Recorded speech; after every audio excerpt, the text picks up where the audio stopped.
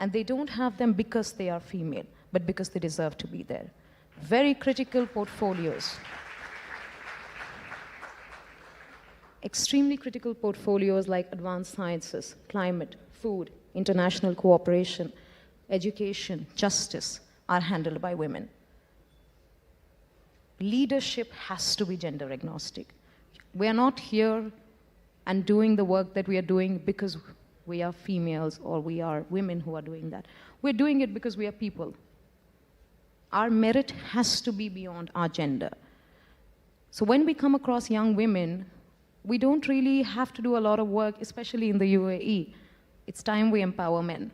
Thank you so much. Thank you. I think I want to stay with you for a second, Arshi. We also spoke earlier about the perception that perhaps in UAE, women don't get an equal chance and opportunity. Would you like to talk a little bit more about that? We're getting started for a long session then. Of course. I'm sure we can hold them on for another 2 hours. At least I see all of them looking here, and it's good to see men looking here. So the Federal National Council has about 51% female representation. The Barakah nuclear plant, which was inaugurated last December, has about more than 70% female nuclear scientists working on the project. The mission to Mars, recently applauded by the world and of course by the Indian government as well, was under the leadership of a minister who happens to be female, not because she's a female minister. The World Expo, which was lauded by the entire world, Dubai Expo, was under the spearheaded fine leadership of a minister who again happens to be female. All of these achievements are not given to them because of their gender, but because they deserve it. So that's how we must look at opportunity, equality, and more importantly, gender intelligence. We're not here because we are women. We're here because we deserve to be so. And that's how the outlook should be, very importantly. And one of the things that you said about perceiving women in the Middle East as to be, how do you put it, conservative? Perhaps. Conservative? Or held back? How do you deserve being conservative? By attire? By thought? How do you define being conservative? Everybody is uniformly dressed over here. I don't see anybody conservative. It's about what you choose to do. If I choose to do this, this is my idea of being modern, or rather my idea of being myself. I will not conform to the norms or the stereotypes that have been put together by the West. That's not something that will define my narrative. My thought defines my modernity. My work speaks about how modern I am and how well the society will become from the impactful different initiatives that the country is involved in collaboration also with the Indian government. So really the perception, if I may say, one has to be updated. If people think so, they have to sort of become a little updated. It's time we do away with these archaic thought processes of women in the Middle East being oppressed, or the kind of words that you may come across. I told you, we don't need women empowerment. His Highness Sheikh Mohammed bin Rashid Al Maktoum or the UAE President, His Highness Sheikh Mohammed bin Zayed Al Nahyan, they put women here. They stand up when a woman enters the room. That's how leadership is. That's the respect that one should have. And not because they are women, but because that's what people do. That's what humanity should do. You have to respect one another. Thank you. That's very inspiring. But of course, we have to recognize the fact, Arshi, that UAE is setting benchmarks, not just for Middle East, but for the rest of the world. And I think that leadership has to be recognized, and we have to celebrate that. But speaking of being conservative, Vinita, I have to come to you. So you grew up in a conservative Marwari family. You were a head of a business group. How was it growing up, and how difficult or easy was it for you to say that, I have an equal right to lead the group? Hi, first, good evening, good afternoon, ladies and gentlemen. So, Pranjal, we are... I hope the mic's working. I think the mic's not working. Can we get a replacement mic? Okay, this one should work. Thank you. Yeah, so Pranjal, I would like to begin by saying that we are already seeing a reversal of the stereotype that, women, like in our Marwari families, there's a thing that women don't support other women. But we are already seeing a reversal of the stereotype that, women in the Marwari families are supported not only by men, but by the women in the family. Now, I would like to reflect on my journey growing up in a traditional Marwari family in India and the paradigm shift I have seen in the mindsets of 3 generations of women in my family. Now, I remember growing up, my grandmother always telling me about the domestic skills I needed to learn as a girl in order to be a dutiful daughter-in-law, because for her, that was the ultimate goal in my life. Now, coming to the second generation was my mother, who always encouraged me to study hard and do well. For her, the goal in my life was to get an educated husband, raise intelligent children, and help out in the family business. Pursuing a full-time independent career was not an option for me. Now, coming to the third generation, which was me, I decided not to succumb to the societal pressure to get my daughter married after college, but fully supported her decision to pursue her master's in public policy and work professionally in the social impact sector. Now, her work entails traveling to the remotest corners of the world, undertaking projects in improving lives and creating livelihoods. When she gets married, it will be on her terms. So this shift in mindsets and attitudes across 3 generations shows that the role of women in our society is indeed getting redefined. So since I come from the second generation, definitely it was difficult for me because, juggling various roles, and, you as women are, we as women are supposed to do do full justice to each role. So, but we as women need to be comfortable in making trade-offs between work and family and not feel constantly guilty about it. So, which is what I managed to do, getting married at the age of 18 and then completing my studies. Can I interrupt you? Why is it assumed that the role of managing the family has to be yours and not your husband's? I mean, that's for any couple. Managing the family and the children. Why is it always assumed that the lady of the house has to do it, whether she's a professional and has a job or not? How many instances are there of the male partner also contributing to the home? See, in my time, it was naturally assumed that the mothers-in-law would help out with the children and the household duties, but nowadays, definitely the husbands must equally contribute. So, I mean, now, great support systems are needed at work and home, and since, we have nuclear families, but this was the traditional way of thinking, especially in the Marwari families, that men are not supposed to help out with the... So let's ask, in the hall, since they're mostly men, how many men help at home? To my grandchildren, yes. Okay. So this is... And how many men think that they help at home? So I'm glad to see that there is some honesty left in among men. And those who think that they are helping are actually fewer. But go on, please. But Pranjal, if you rewind, 20 years back, how many men helped out? Yes. That would be an answer I would love to know. That's the question. So there are some hands there that even 20 years ago they were helping. And I think you were the leaders for your generation, and I think that has inspired many more men. So that's a positive sign, Vinita. Yeah, that is a positive sign. We do see changes happening around us. Excellent. I'm going to come to you, Palki, about choice. It's not just about the women's choice, it's also the men's choice, right? We are now seeing that some men choose to help and some men don't. Do you need the mic? Okay. Yeah, I think it's working. Okay. Thank you. Thank you for the question.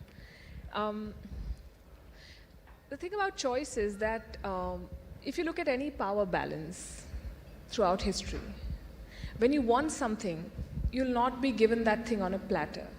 This includes equality, this includes anything. You have to take it. So I think it's time women stopped expecting the society to do things. And I like to talk about choice more than equality or opportunity is because your choice determines the opportunity you get. And we're all sitting here on this stage, and I'm very happy to see one man and 4 women talking about, you know, it's happened to me in the past that we're talking about women's equality and they're all men talking about it. So we have come a long way. But for us to be sitting here and saying what we're saying, we have to be mindful of the fact that many, many women fought for us to be able to vote, for us to be able to go and study, for us to be able to pick and choose what we wanted to do in life. And today I see a trend that sometimes disturbs me because we are still the privileged few who can sit and, you know, share our thoughts about where women stand and what they should be doing. There are many, many women out there in the world who are still oppressed, and we have a long way to go. And when some of us decide midway in our careers that now I choose to focus on family, I choose to take a break, we are doing immense disservice to the women who will follow us in workplaces because we are not building boardrooms and offices and workplaces outside home where women are leaders. There aren't enough women leaders still. And every woman who walks out of the workforce is doing a disservice to that movement. So we need to pay it forward, which is why I say that choice is very important. People say this all the time, that your life is about the choices you make. Yes, it is. So we have to choose responsibly. And this choice of not doing something outside of your home is, I think, a myth. Women should stop trying to exercise this choice because they don't have this choice, frankly. So you're saying that women must go out and be taking become professionals or entrepreneurs? Absolutely, absolutely, because... So you're saying nobody should be a homemaker, as it were? I'm saying that how many men have the choice? How many 40-year-old men can one day come home and say, now I want to focus on my children, I don't want to work? Society will not let them be. That same parameter should apply to women. We cannot pick and choose when we want to be only homemakers and when we want to be career makers. If we have had that platform, and I know it's a bit of a controversial position to take, but we have to do it. Because if we don't do it, then who is going to, then the women who, I think of my daughter, and I know that when she enters a workplace, when she enters a college, she will have to fight some of the battles that I fought and that my mother fought. Because not enough of us were willing to juggle, and it's not easy for anyone. I'm not saying balancing work and home is going to be easy. It never was meant to be. But then you have to take the tough road. You look at Fortune 500 companies, you look at any office anywhere in the world, how many of them have more women leaders than men? They don't. So the onus is on us to make the right choices, I think. You know, you're one of the few people who's talked about this issue of choice, even for men, and I completely agree. I grew up I studied in a boys' school, and I know at least 30% boys who were very lazy, didn't want to work, and hoping to have a working wife. But you're absolutely right. For them, there was no such choice, because it brings me to the question of role perceptions, where the families, at the first instance, decide what a daughter should do and what a son should do. And it's somehow infused into your thinking. So when you speak of choice, then perhaps the choice has already been eliminated when you were growing up, and the family unit then becomes the core for ensuring that the option of choice is instilled in you. So I too come from a very traditional family in Rajasthan, and we had clear gender roles. But what my parents gave me was an education.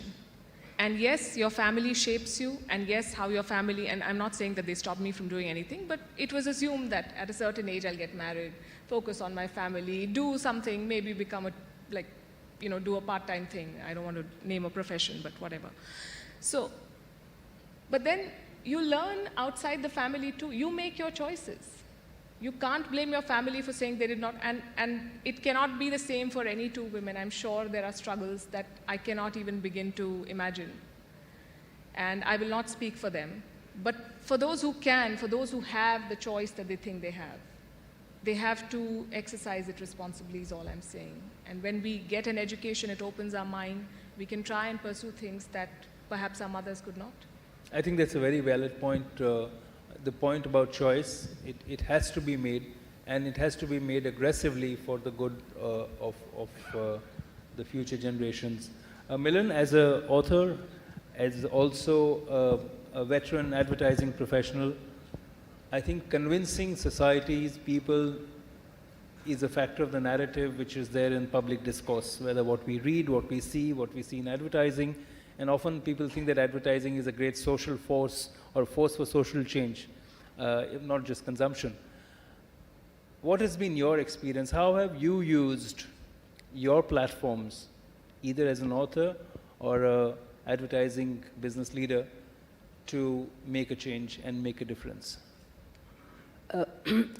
Thank you, Pranjal, and I would begin with again thanking AIMA for this session to kick off the whole thing, because it is such a relevant topic, but I think that most of us don't speak frankly enough. First of all, I'd like to agree with Palki when she says that all of us here, we are sitting in a very, very privileged bubble to be even talking about saying that what are my choices, and saying, can I pursue? And I think when we looked at the outline of this panel and saying, can we look at alternate choices?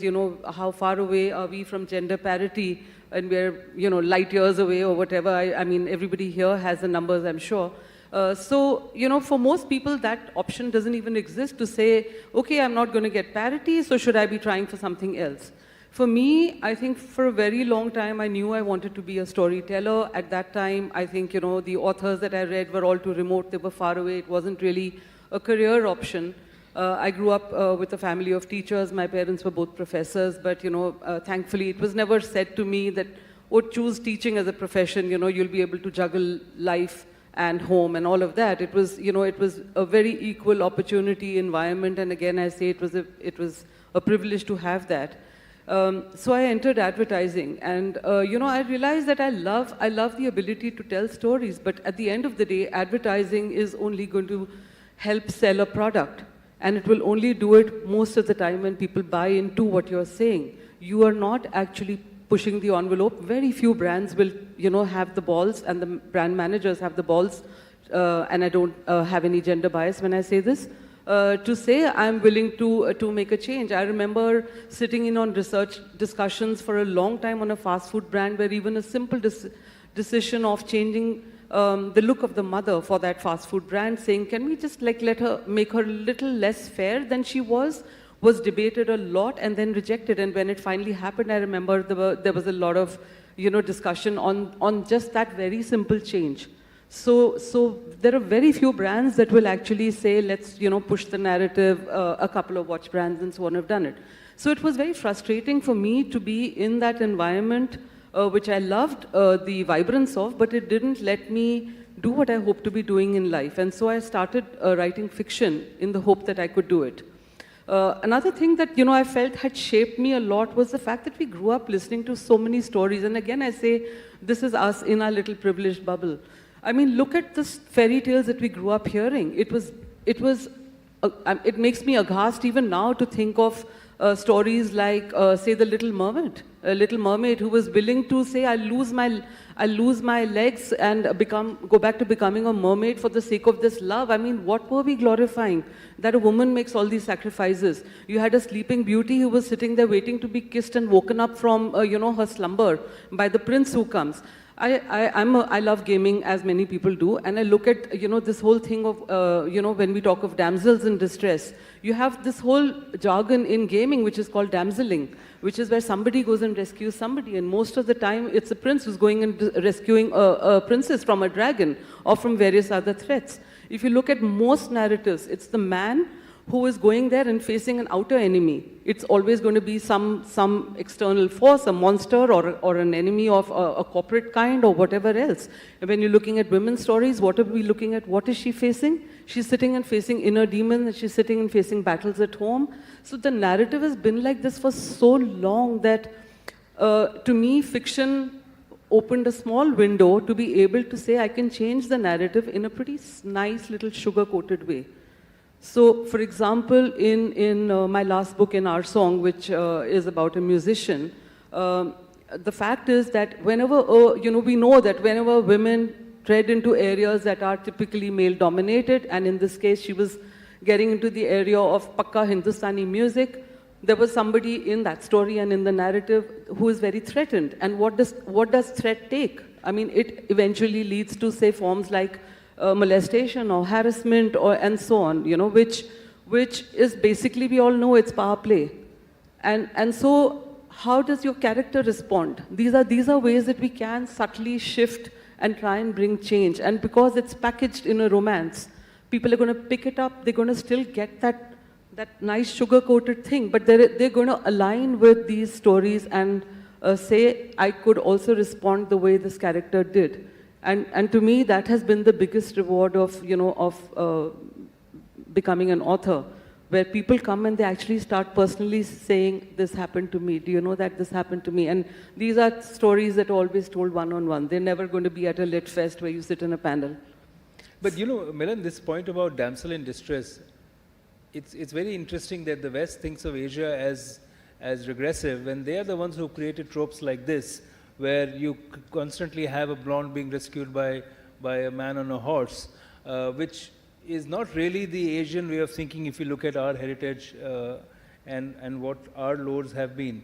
But it also brings me to the point that the world that we think would be driving change, the media world, the world of publishing, the world of movies, the world of advertising perhaps, is actually pretty regressive too. If you look at the fact that there is roaring controversies about how women actors get paid 30 to 40% less than male actors, where you have a situation where even some of the now famous J.K. Rowling had to begin as pretending to be a male author and not a female author, because publishers would not have accepted her earlier. And there are several examples in history of women writers coming out and publishing as male writers, because everybody felt that male writers will be taken more seriously. Have things actually changed, or there is still a long way to go?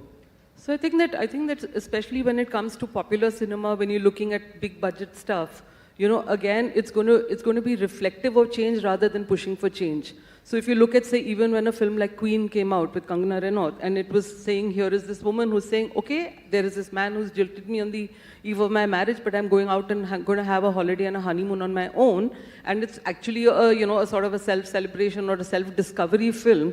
I mean, how many smaller films and smaller stories would have needed to happen across the world? I'm not just talking of India, saying even a Juno, a film written by a woman for a woman is going to affect the change far more effectively than a big budget film.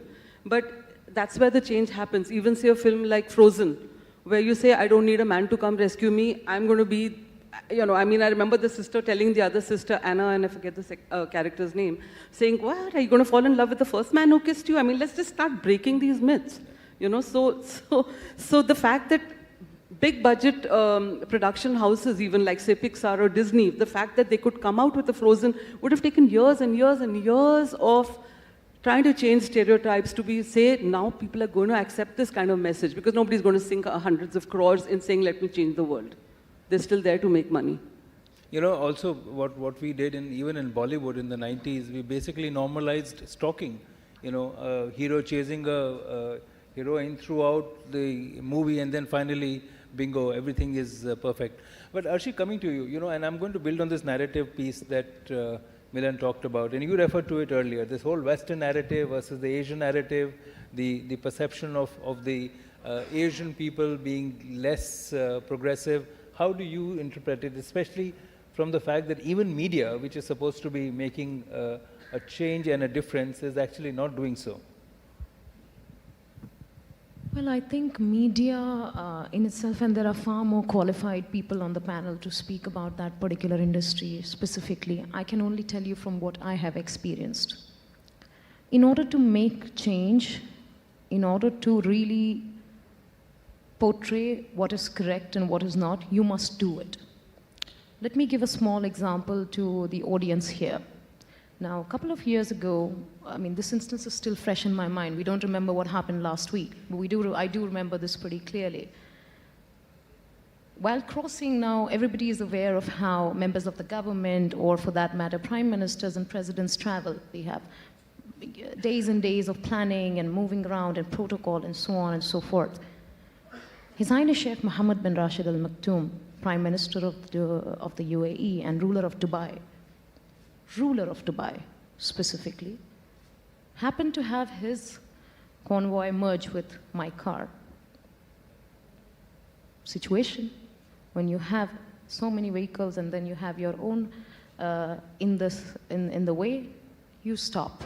Okay. He said, wait, let the woman go. This is what changes mindset. This is what changes me. This is what helps me understand that how men are today, how leaders are today. He didn't need to do that. He shouldn't probably have. Being the ruler, he has the liberty to do whatever he wants in the country.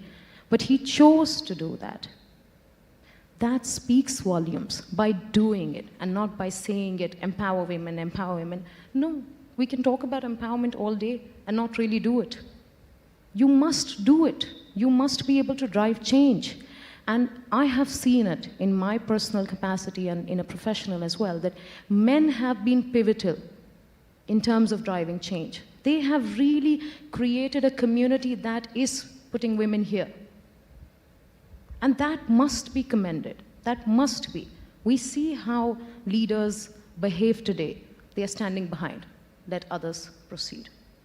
That's how leadership should be. It shouldn't just be in the words that sound good, look good, are portrayed well by media. No, it's these small instances that really help you understand them when there is no media tracking. There's nobody on the back foot tracking it, this is how you should behave. No, this leaves a mark in your memory as to how men today are. They understand the contribution of women in society.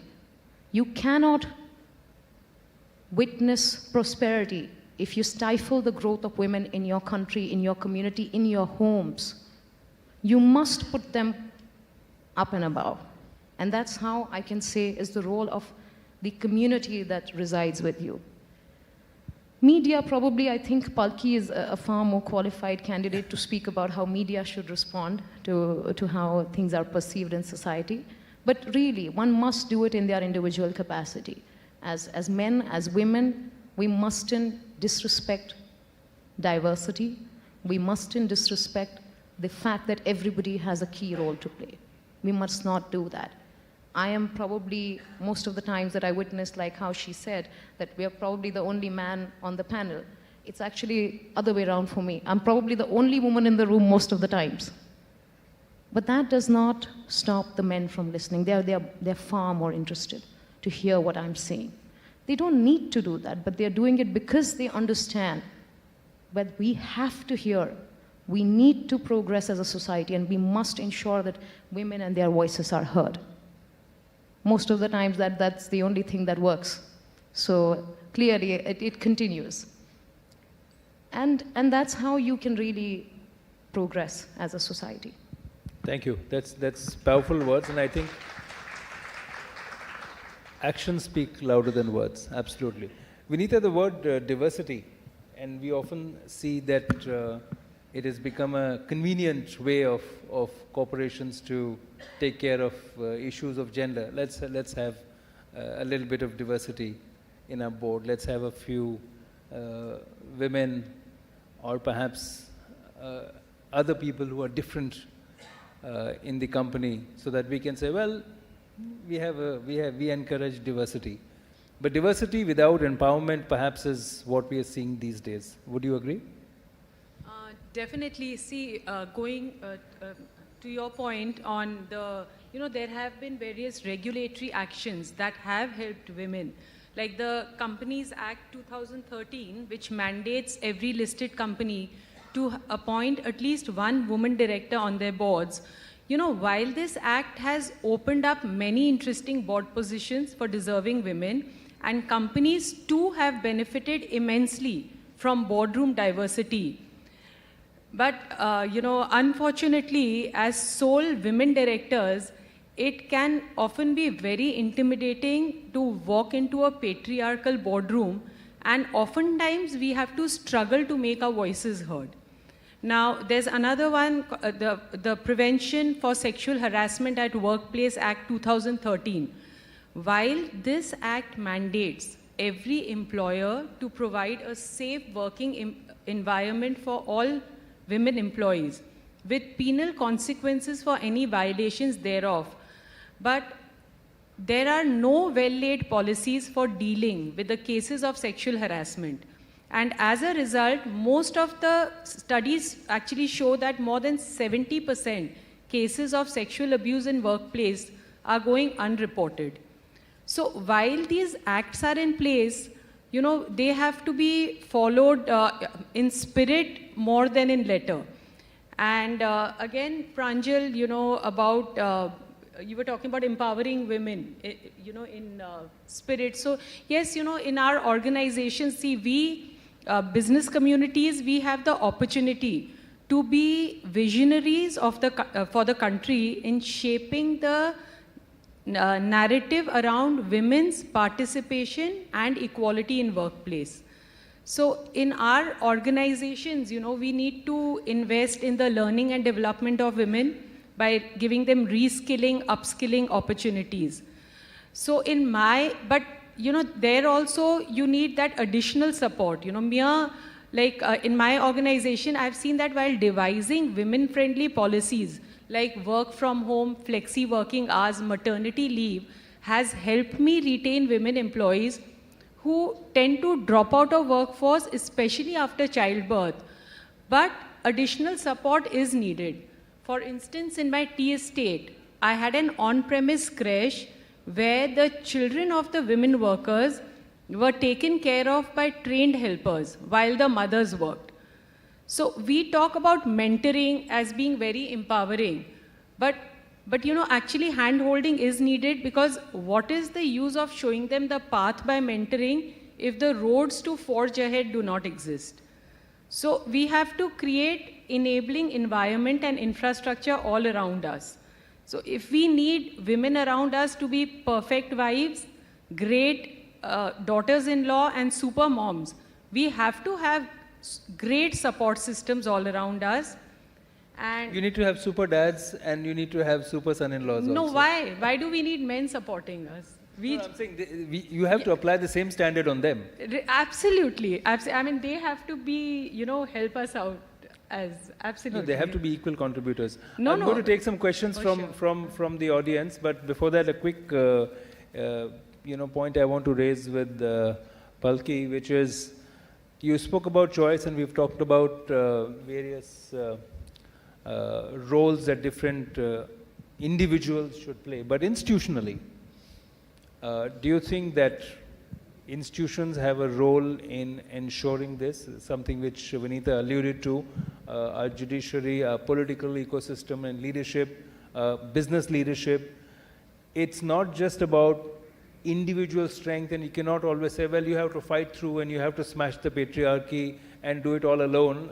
Hopefully somebody will support you. But do we need institutional support even today to ensure that the choice that you are referring to is as commonplace as it should be?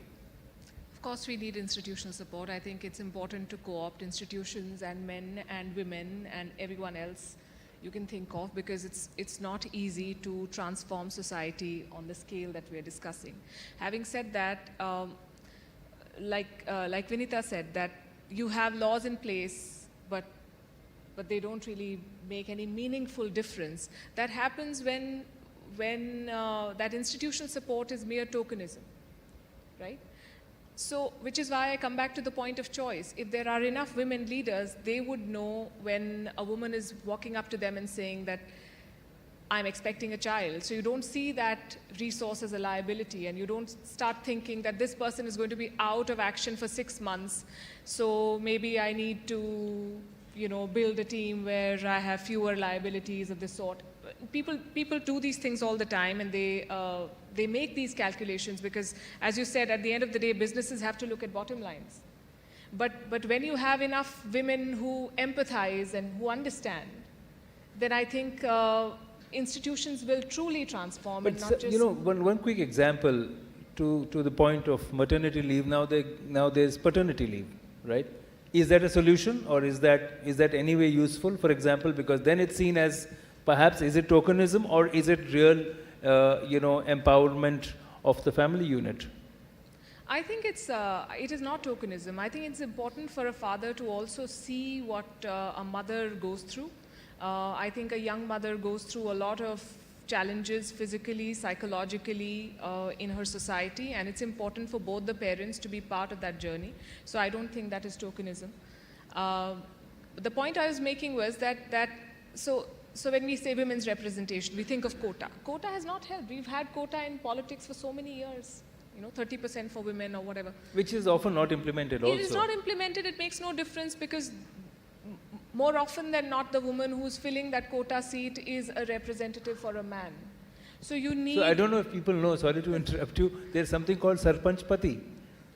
So the Sarpanch may be a woman, but it's really the Pati who's calling all the shots, right? So that's what I'm saying. It's not a meaningful change, because this is just, you've just tried to make it look good on paper. If I may add to that, I was speaking with some friends and journalists, and they were telling me about an incident at an engineering college where there was, diversity hiring is part of, the requirement.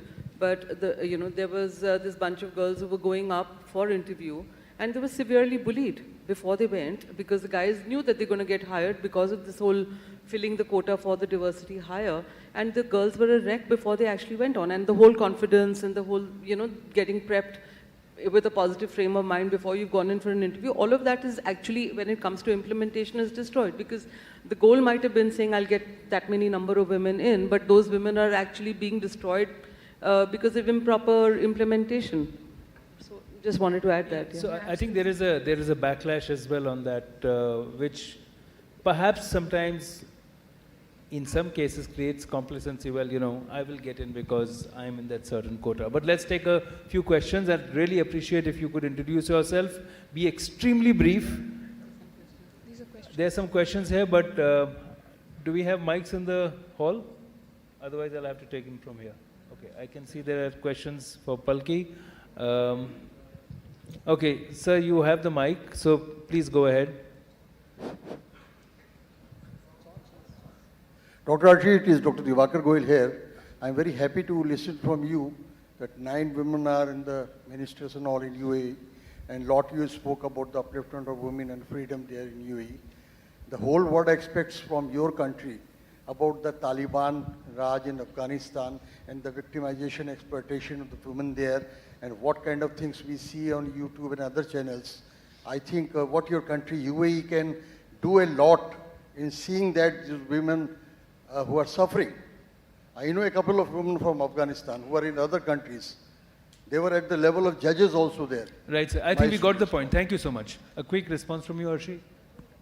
He's saying that, there are certain parts of the world, like in Afghanistan, where there is oppression of women, and can UAE and leaders like yourself make a difference? I was under the presumption that this is an equality and empowerment panel, but seems like you're a journalist. Are you? I don't think so. Okay. No? Okay, wonderful. So, to give you a little bit contextualization on the entire particular thing that you highlighted in specifics, how the world perceives and what the world expects the UAE to do, the country has been doing more than that. Just in the pandemic alone, when we were going through terrible crisis, the country has given aid to more than 142 nations. And we are talking about billion-dollar aids. That includes the First Nations. It includes the Asian subcontinent. Pick any country that comes to your mind. The UAE has given humanitarian aid, financial aid, in every capacity that they can. This country has hosted Afghan refugees at the maximum that it can. And remember, this country is 9 million population. It is a country that recognizes that humanitarian approach and human solidarity is the only way forward. This country hosts 192 nationalities coexisting peacefully. Where do you see that happening? It doesn't. No country hosts 192 nationalities coexisting peacefully. Again, I'm reiterating. So when you come up with questions that this is what probably we expect more, expectations never end, do they? We always expect ourselves also to do better. This country has been doing more than that. And of course, we do recognize that this is not an individual problem. It is a global problem. A crisis in any part of the world is a global issue, and leaders must get together. It cannot be a one-sided approach that only the UAE or the Middle East is focusing on the crisis. No, the First Nations, the Asian subcontinent, all of us need to come together for any crisis that you may think of. And the world has faced and is already under plenty of them. So what you expect, what you may deem fit to criticize, let us talk about the good things that the country has done. And trust me, there are a lot of them. Many good things that they are doing. Already, as we speak, there's $1 billion aids being given to the country, to the Republic of Sudan, to the Republic of Pakistan, to Afghanistan has been an ongoing process with the UNHCR, with the UN Women, plenty of them. I myself am involved in a lot of programs that involve mentoring and providing economic aid to Afghan women from the UAE. So we have been doing what we can at the maximum. Pick any country who's doing that. Give me a name, and I'll answer most of your questions. Thank you so much. Thank you. That was a very fitting answer. I would like to take more questions, but we've run out of time. I've got 3 written questions here. And as it happens, all 3 relate to family and home. And I'm going to synthesize them and ask all of you to respond, starting with you, Milan, is that does change and reform begin at home? Both for parents who are bringing up their kids and for couples who are adult couples. We have another bunch, but I don't think we'll have time to answer all of them. But and the second stage for couples, the 2 adults who cohabit together, who live together, how much can they make? So if actions speak louder than words, is a home the first building block of building gender equality? And this is a question to all of you. And I would appreciate a short answer so that we can end on time. But I would like to illustrate my answer, because the short answer would be yes, of course. But let me illustrate, the change that needs to come and how far I think we are from it. I was on a flight to Mumbai. I had just taken an offer to write a soap, and everybody said, "Are you crazy? You're going to write a Hindi soap?" And I said, "I want to see if I can push the envelope in some way." We're all optimists, right? So, and I love talking to everybody around me always. And there was a lady next to me on the flight, and there was a kid in the middle seat. There were kids and family that were part of her family, and they were all going across and talking with each other. As we got chatting, the lady started telling me something about, I'll lapse into Hindi, or if people here don't understand, let me know and I'll go back to English. And she said, "हम तो 2 बार जाते हैं अपने मायके. We go twice. I go twice a year to my mother's home. My father-in-law allows me. Actually, we would go more often, but my sister-in-law wants to go even more often. Therefore, हमें 2 बार इजाज़त मिलती है घर जाने को." And then I said, "So where are you going?" And I was struck by the fact that she is permitting her father-in-law to allow her certain things. And then we continued talking, and she talked about the fact that her mother is ill and she needs to visit her mother, but the mother has been widowed for a long time. And then she continued to talk about the fact that हम लोग बहुत खुले broad-minded लोग हैं, और मैं तो अपनी mother को allow करती हूँ रंगीन कपड़ा पहनना. So I thought to myself, here is a woman who is permitting somebody else to allow or dictate what she can do, and in control, she's sitting there as a woman dictating what another woman, her mother, can do. And this is, to me, a pretty deep level of change that needs to happen, and which was forming the basis of the show that I wanted to write, which at that time I called Ijazat Hai, for, to allow yourself something. As luck had it, of course, it went into research, and it came back and said that the masses are not going to buy into this. So research bombs it. So the point is that the change that needs to happen is really deep, and I would go to the extent of saying that the change doesn't come from the couple, the change has to come from the woman. You need to push for dialogue right from the beginning, right from before you get into a partnership with anybody, whether it's a personal relationship, whether it's a business relationship. Try and negotiate and discuss everything you need to do, because according to me, there are two key life skills in anything that we talk about in gender parity or gender equality. I mean, to me, gender parity is really the means, and gender equality is that end that we're going towards, maybe some hundreds of years from now. But I think there are just two life skills that we must teach everybody, which is financial independence and learning to cook. And that doesn't depend on gender at all. True. I should have learned to cook. Sorry if I took longer. Over to you. Yeah, I think I agree with Milan when she says that, yes, I mean, the more the merrier. Everyone can join in.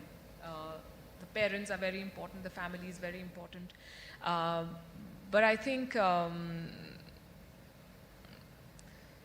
me, the influence of my mother was significant. And I believe that a single person, mother or father or grandmother or brother, anybody, can instill that sentiment in you that you have to stand up for yourself. You have to strive for financial independence, which I agree is the most important thing. It is the basis of everything that you will build on in life. Your equality, opportunity, choice, everything stems from it. You cannot support yourself financially. You will always be dependent on others and their choices.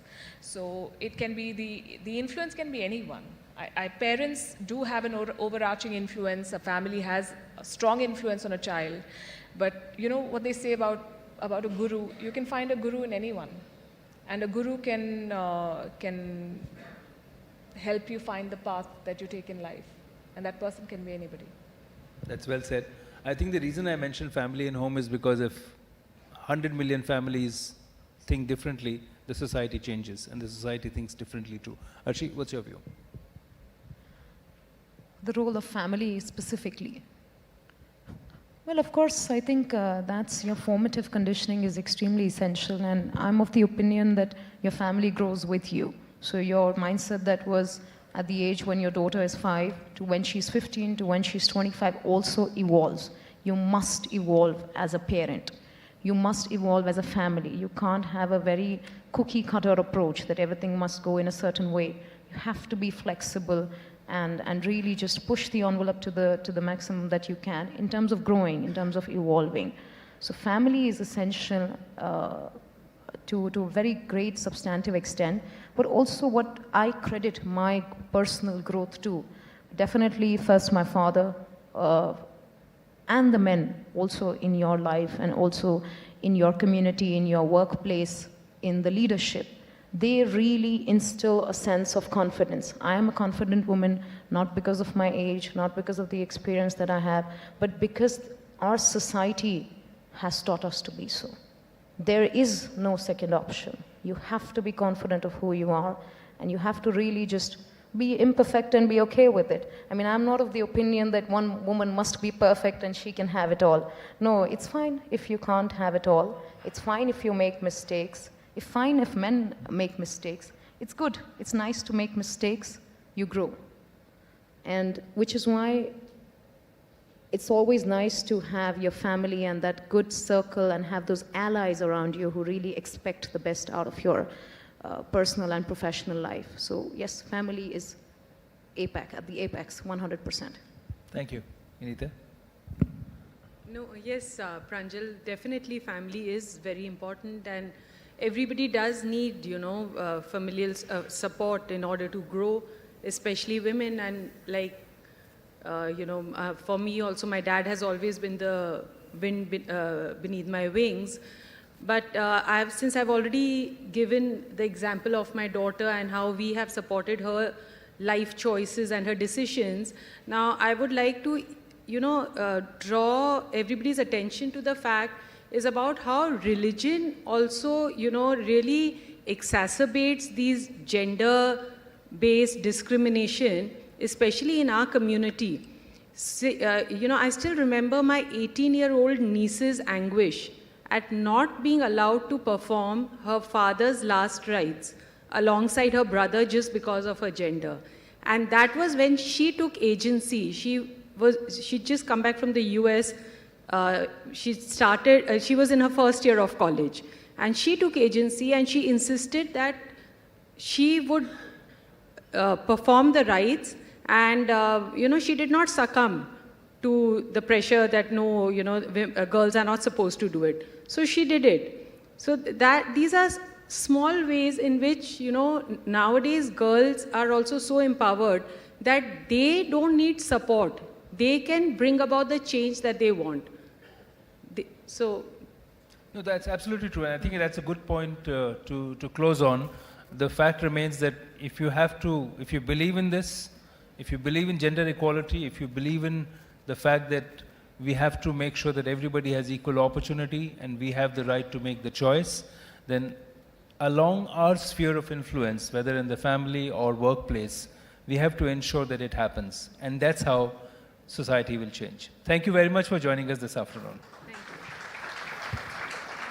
Thank you, Dr. Arshi, Ayub, Mohamed Zaveri, Ms. Vinita Bajoria, Ms. Palki Sharma, Ms. Milan Vora, and Mr. Pranjal Sharma for being with us today and sharing your views. May I now request Mr. Rajiv Kaul, past President AIMA, to present mementos to the esteemed speakers.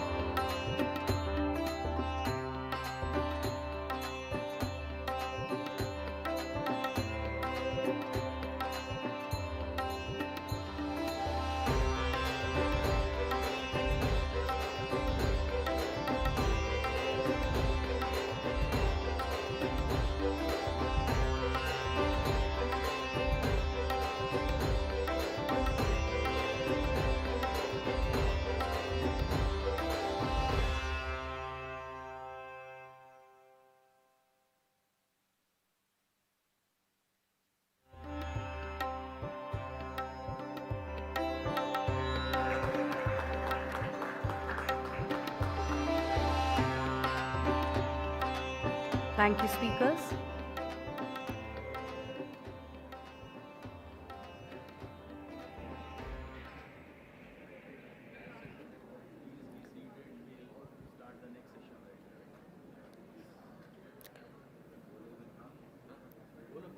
Ladies and gentlemen, please remain seated as we are now starting the next session on India's moment after a decade of structural reforms.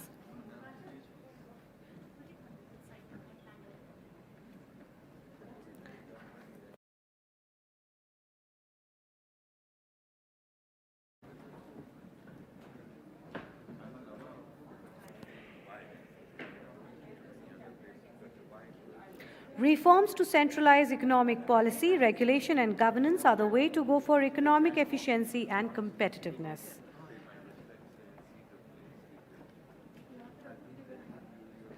I request you all to kindly remain seated as we will begin with our next session shortly.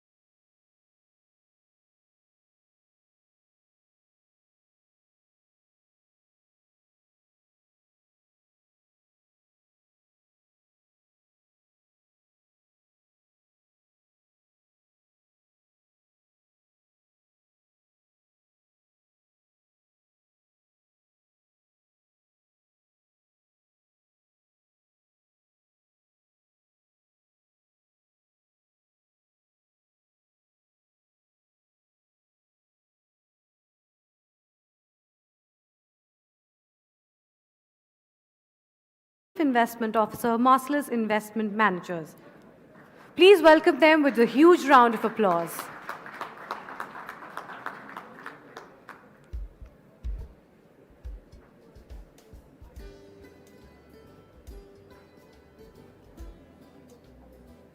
May I request Mr. Siddarth to conduct the session, please?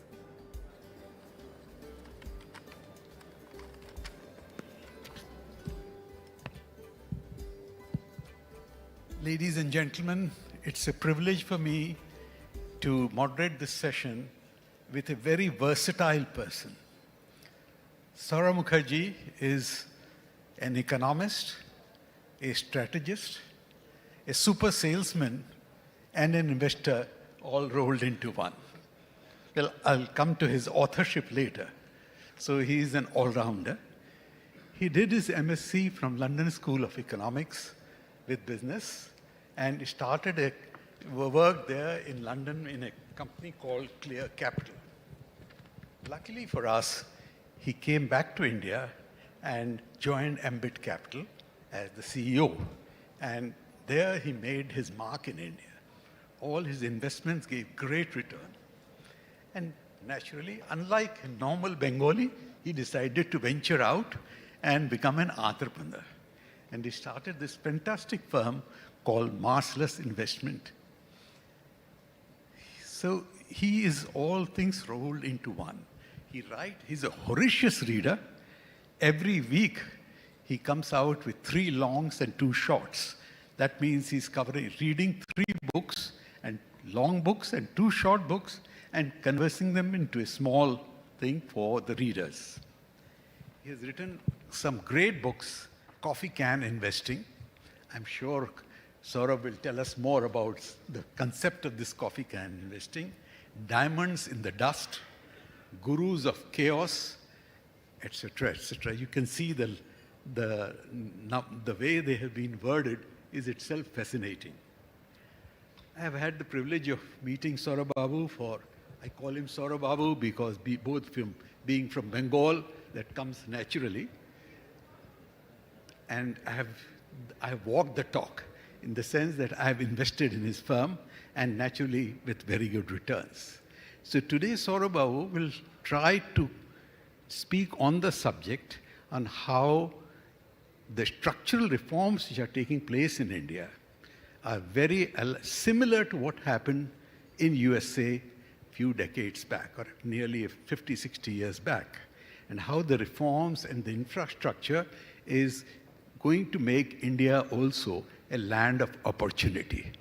Over to Saurabh Babu, but let me warn you, after you have spoken, please give some time for us to ask questions and be prepared to get some from the floor on capital market. We'll do so. So I'll speak from over there. Sure.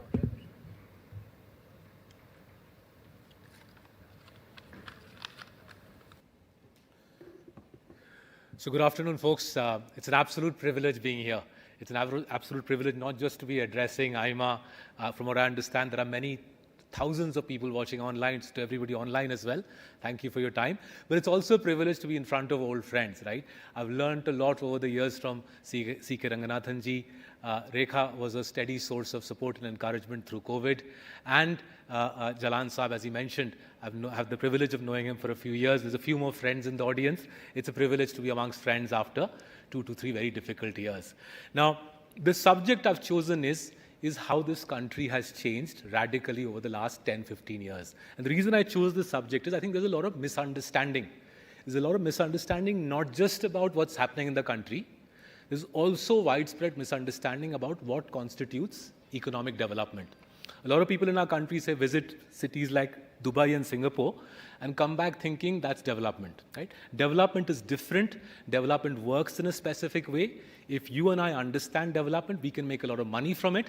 If we misunderstand development, we will make a khichdi out of this whole politics and economics interplay, which is the norm in our country, right? To mix politics and economics.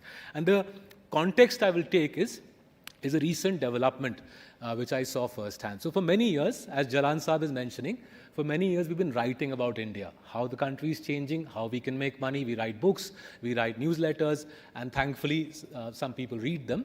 So back in the month of April, the global management team of The Economist flew down to Mumbai. The main editor, the business editor, the finance editor, the Asia editor, they flew down, and we spent a lot of time with them, helping them understand our point of view on the changes in our country. Following that meeting, this cover story is what emerged. 13th May 2022, this cover story emerged in The Economist. If you haven't read it, I would strongly recommend reading it. It's a fabulous 6-pager on the changes in our country. Remember, this is not some captured media constituency. This is a well-respected global publication. And their main point was, sounds uncontroversial now, the main point was this year, 2022, we will be by far the world's fastest growing large economy. Right?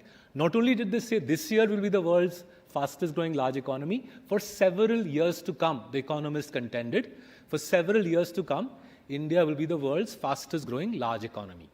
Why did they say it? Right? I'll get into why they said it. There's 3 broad reasons. And how can you make money from it? Right? After all, you're spending precious time on a weekday to understand how to make more money in this vast economy. So we'll break that into 2 parts. I'll take around 10 minutes each. Why is The Economist contending that for several years to come, this will be the world's fastest growing large economy? And how can you profit from it, make money from it? Broadly speaking, there are 3 sets of changes we will discuss. The first is a massive infrastructure build-out over the last 10 years. Right? There aren't too many precedents anywhere in the world for what's transpired in India over the last decade. Doubling of road network, tripling of airline networks, trebling of bank accounts, 50-fold rise in broadband connectivity, right? We'll discuss the infrastructure rolled out. It's only apt that I think, from what I understand, the roads minister has already addressed this distinguished audience, but we'll discuss the infrastructure connectivity and what does it imply for your businesses, right? Second piece is a transformation in the financial system, right? A change in the way capitalism works in our country, and a sea change in the banking system with massive ramifications for the economy. You're already seeing the changes. You'll see much more in the next 2 to 3 years.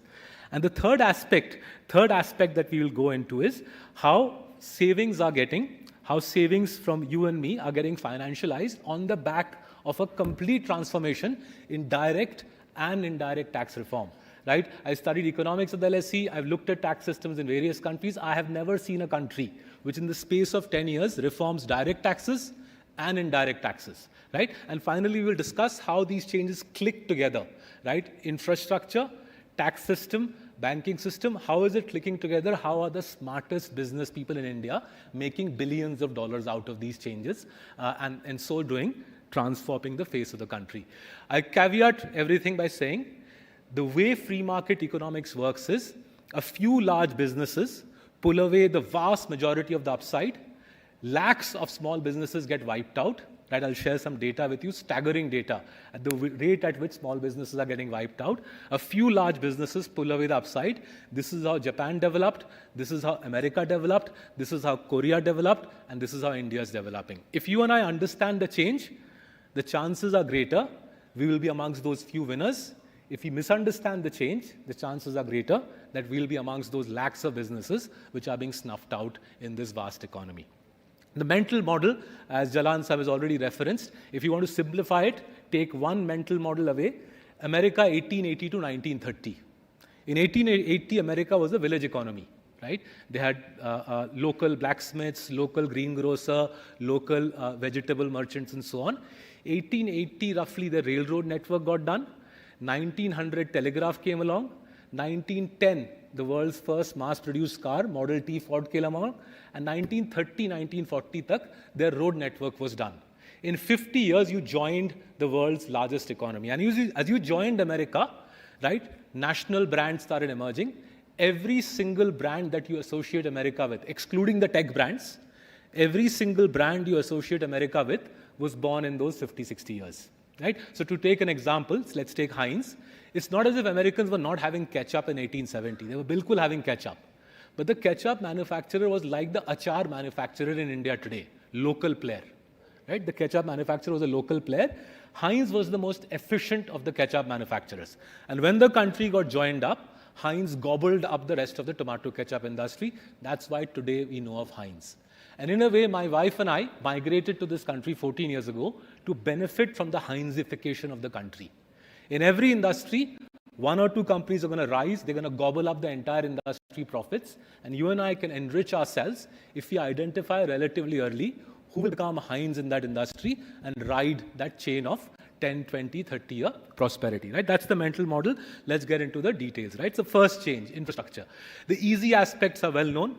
It's well known that physical infrastructure has burgeoned. A decade back, we didn't have industrial corridors worth talking about. We now have several thousand crores worth of it. The road network has doubled. And think about it, right? If you double the road network, journey times half, right? So Hosur to Vizag. You load a truck in Hosur at 5 a.m. By 10 a.m., it will be loaded on a ship. I remember as a child going from Kolkata to Jamshedpur, it was an overnight train journey. Now, if you tell my kids that it will be overnight train journey, Kolkata to Jamshedpur, they'll think you're mad, right? Kolkata to Jamshedpur is now a 3.5-hour car ride, right? Even when I moved to India in 2008, Bombay to Kolhapur was a solid 12-hour, 13-hour slog. Now I leave my house in Bombay at 6 a.m. By noon, I'm at the Maharashtra-Karnataka border, right? Journey times half. When you double the road networks, that means working capital cycle reduces, right? But let's go into the non-physical aspects of this. The non-physical are even more striking, right? Jan Dhan resulted in 440 million bank accounts, as everybody now knows. The number of bank accounts has tripled in the last 10 years. But the most dramatic development was UPI. So 12 years ago, Nandan Nilekani laid the foundations of Aadhaar. On Aadhaar, UPI was established in 2016. UPI today is the world's largest real-time payments network by a country mile. It transacts $1.2 trillion of financial transaction volume. 40% of Indian GDP goes through UPI, right? Now, the implications of this are actually mind-blowing. I'll illustrate with an example. There's a chai wala, coffee wala outside our office in Bombay. He's a local chai wala. He's a migrant from Telangana to Mumbai. He set up stall 14 months ago. Today, he sells 2,500 cups of chai coffee a day. He does not take cash. He does not take cash because he says, time nahi hai to take Saurabh ka 50 rupees, give him back 30 rupees, take the chiller, go to HDFC Bank. Time nahi hai. If you don't have the money, he says, have it on me. Aap bhi kya yaad rakhoge? Mujh pe pee lo chai coffee. The only way to pay him is QR code. He has his various Google Pay and Paytm, Shetm. You pay him to QR code, 25 rupees ka chai coffee, which old timers in Bombay are aghast at. They say, 2 rupees mein peete the, 25 rupees hai. Interestingly, down the road, Starbucks hai, 250 rupees chai coffee. There they willing to take cash. But the SME vendor has realized that cash lene mein is a futile activity. The gentleman who delivers newspapers to me, he gives me the bill like this. He doesn't even look at me. He says, Google Pay kar dena, and he walks away. Right? 15% of India's small businesses are now paid almost entirely in digital. Imagine the consequences. Wo check ka jamana gaya. 99% of transactions in India are now cleared digitally, a higher proportion in the Western world. If you do not have to wait for payment as a small business, you don't have to wait for payment, turant payment, no, real time. You don't have to wait for payment as a small business. Your working capital cycle reduces further, right? In any business, if you collect quicker, you have more cash in your hand. Furthermore, if you're digitizing the payment, my coffee wala, if his income is digitized, it's hard to go black. So from the most modest strata of Indian society, SME strata is going digital. And that necessarily means that the supply into new entrants into the black economy gets cut off there, right? This has more implications, as I'll discuss in a minute. Now we'll discuss the black economy, right? So the GST changes everybody's aware of. I'm not going to get into, bore you with GST. What I'm going to point out is the way network effects play out.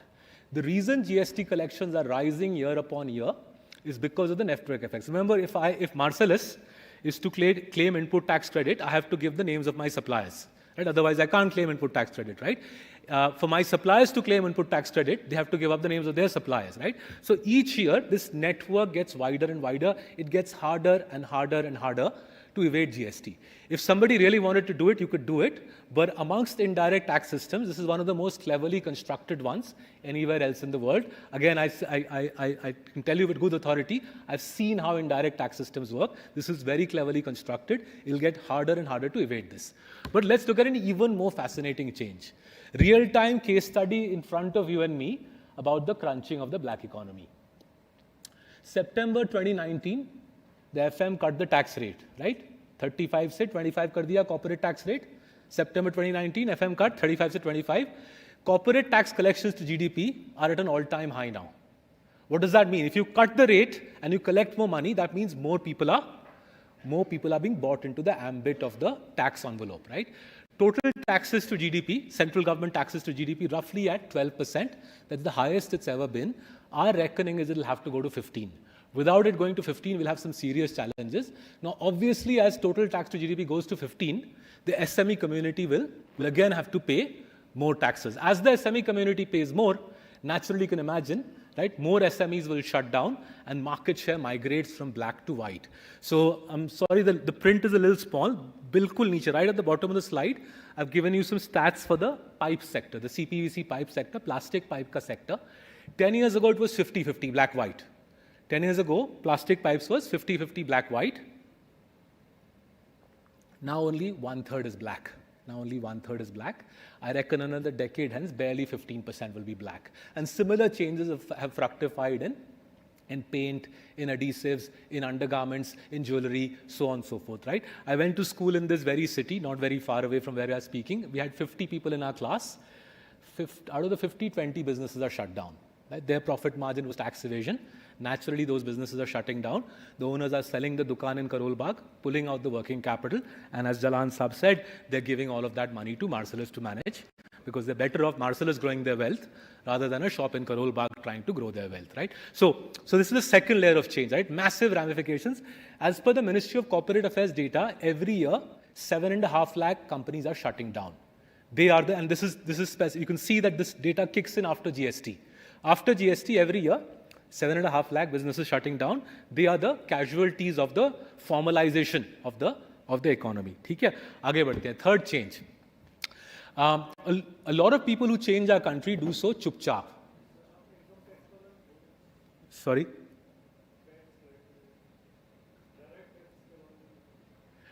The direct tax, sir, we discussed the corporate tax rate, no?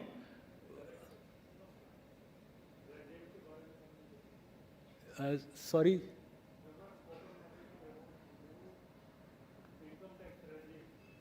Income tax regime, sir. Right, so let's get into the banking system. Right, now I can see several people here who are far more seasoned in the ways and means of how the banking system worked than I am. Right, I migrated here in 2008. For the first 4 years, what I saw was is not worth describing, especially in a distinguished forum like this. What happened in 2014, we all know. But what's more remarkable is what happened in June 2015. June 2015, the then RBI governor, Raghuram Rajanji, called the CMDs. CMDs stands for Chairman and Managing Director. This was once upon a time a person who could do everything in one go. He called them to a room in Mint Road, RBI, and he said, you have 3 months to clean up your numbers. Effectively, Rajanji said, you have 3 months to publish real NPA figures. Officially, this was called the Asset Quality Review. Unofficially, we realized real time, this is a watershed in Indian banking as the old regime of faking the numbers faded. Now, as you can imagine, those bankers must have dialed lots of phone numbers in Delhi saying, save us, but Delhi did not save them. Instead, what did Delhi expedite? Delhi expedited in 2016 the Insolvency and Bankruptcy Code, which said that if you've been deemed to be an NPA, right, your company's been deemed to be an NPA, you get 180 days to clean up your act. And on the 181st day, you will be auctioned out and you will be on the street as a promoter. And thus, many of us, including myself, saw something we never thought we would see in our lifetime. We saw incredibly powerful people who had messed around with the banking system lose control of their assets. And it was honestly astonishing to watch this happen. Through 2018-19, I had actually bet with my friends that it's not going to happen, but it happened, and I think I'm so thankful it's happened. Why am I thankful? The top chart. What does the top chart show you? Stressed assets in the banking system are at a decadal low. Right? The banking system's arteries have been unclogged. What is the result of that? The result of that is anybody in this room can now go and get a home loan at 7%. Right? That is mind-blowing.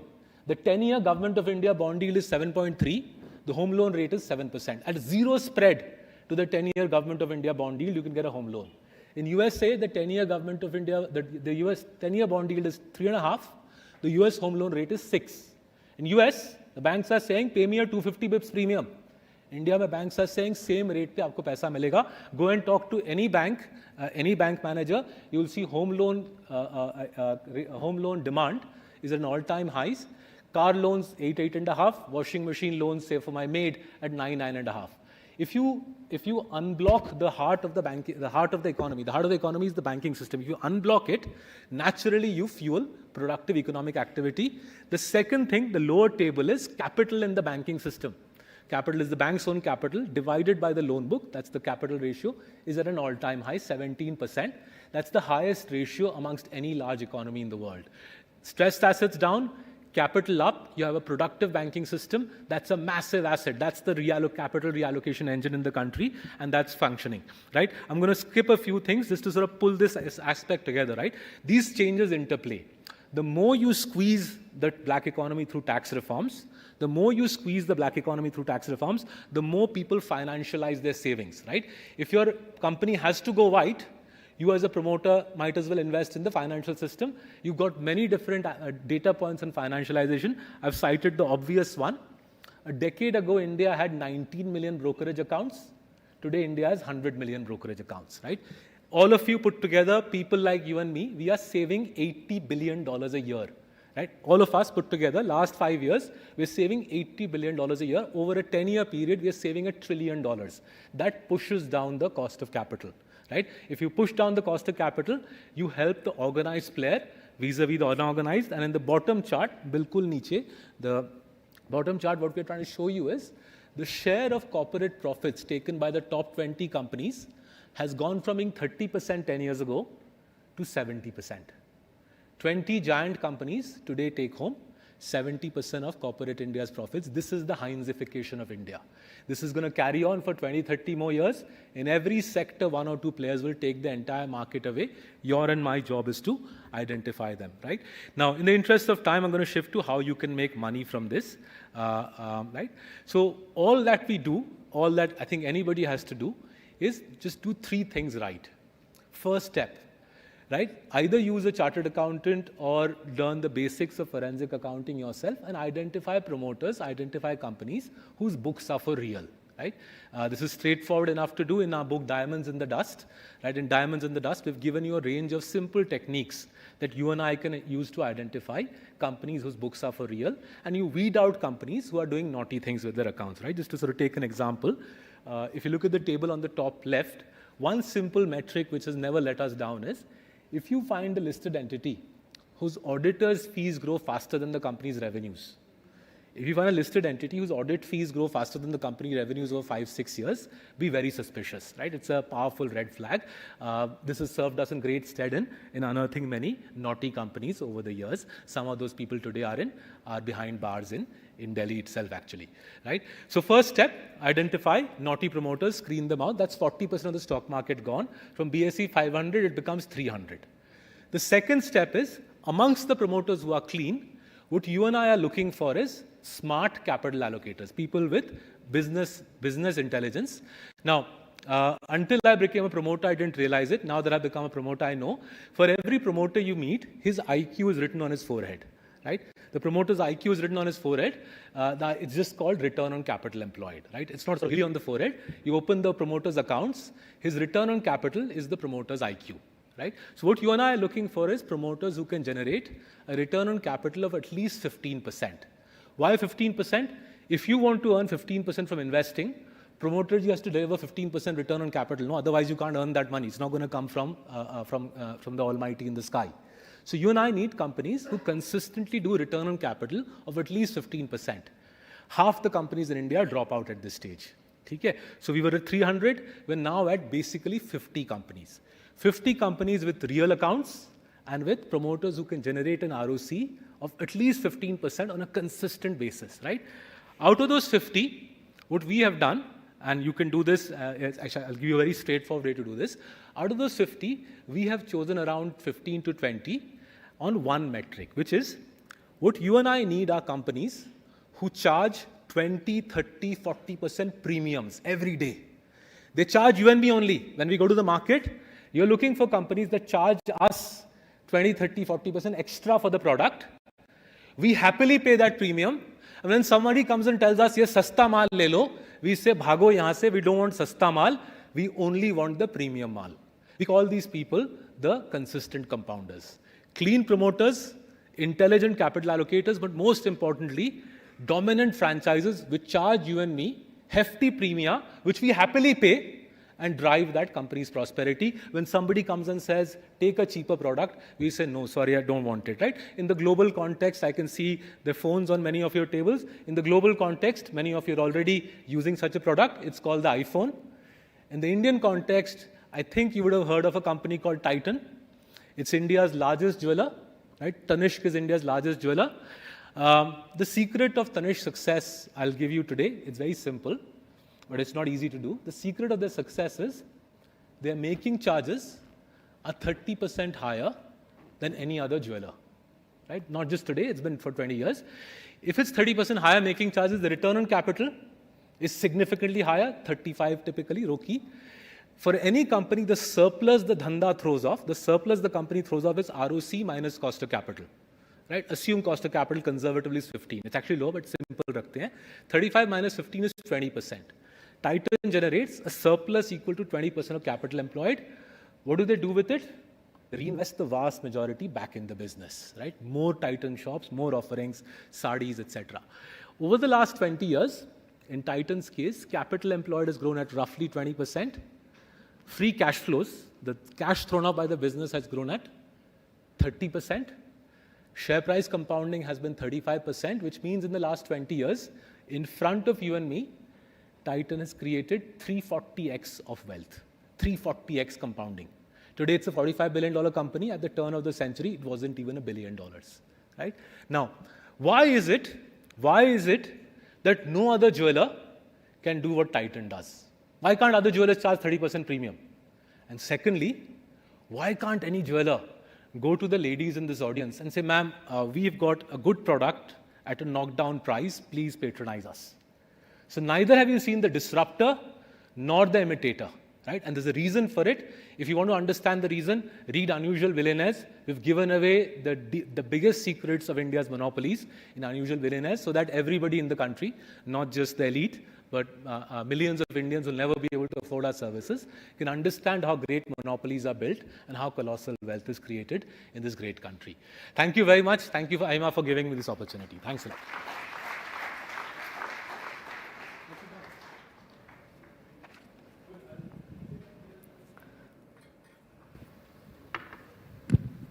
Thank you, Saurabh, for a very interesting talk. I'll set the ball in motion, and then we'll leave it to the floor. 2-3 questions. What do you think of investing in startups? They're mostly unlisted company, but they can give multiple returns if one can choose well. Second, I remember very vividly, just like you illustrated Titan, you had illustrated to me earlier Asian Paints and Nestle. That was even a more fascinating story. So maybe you would like to give this to the audience.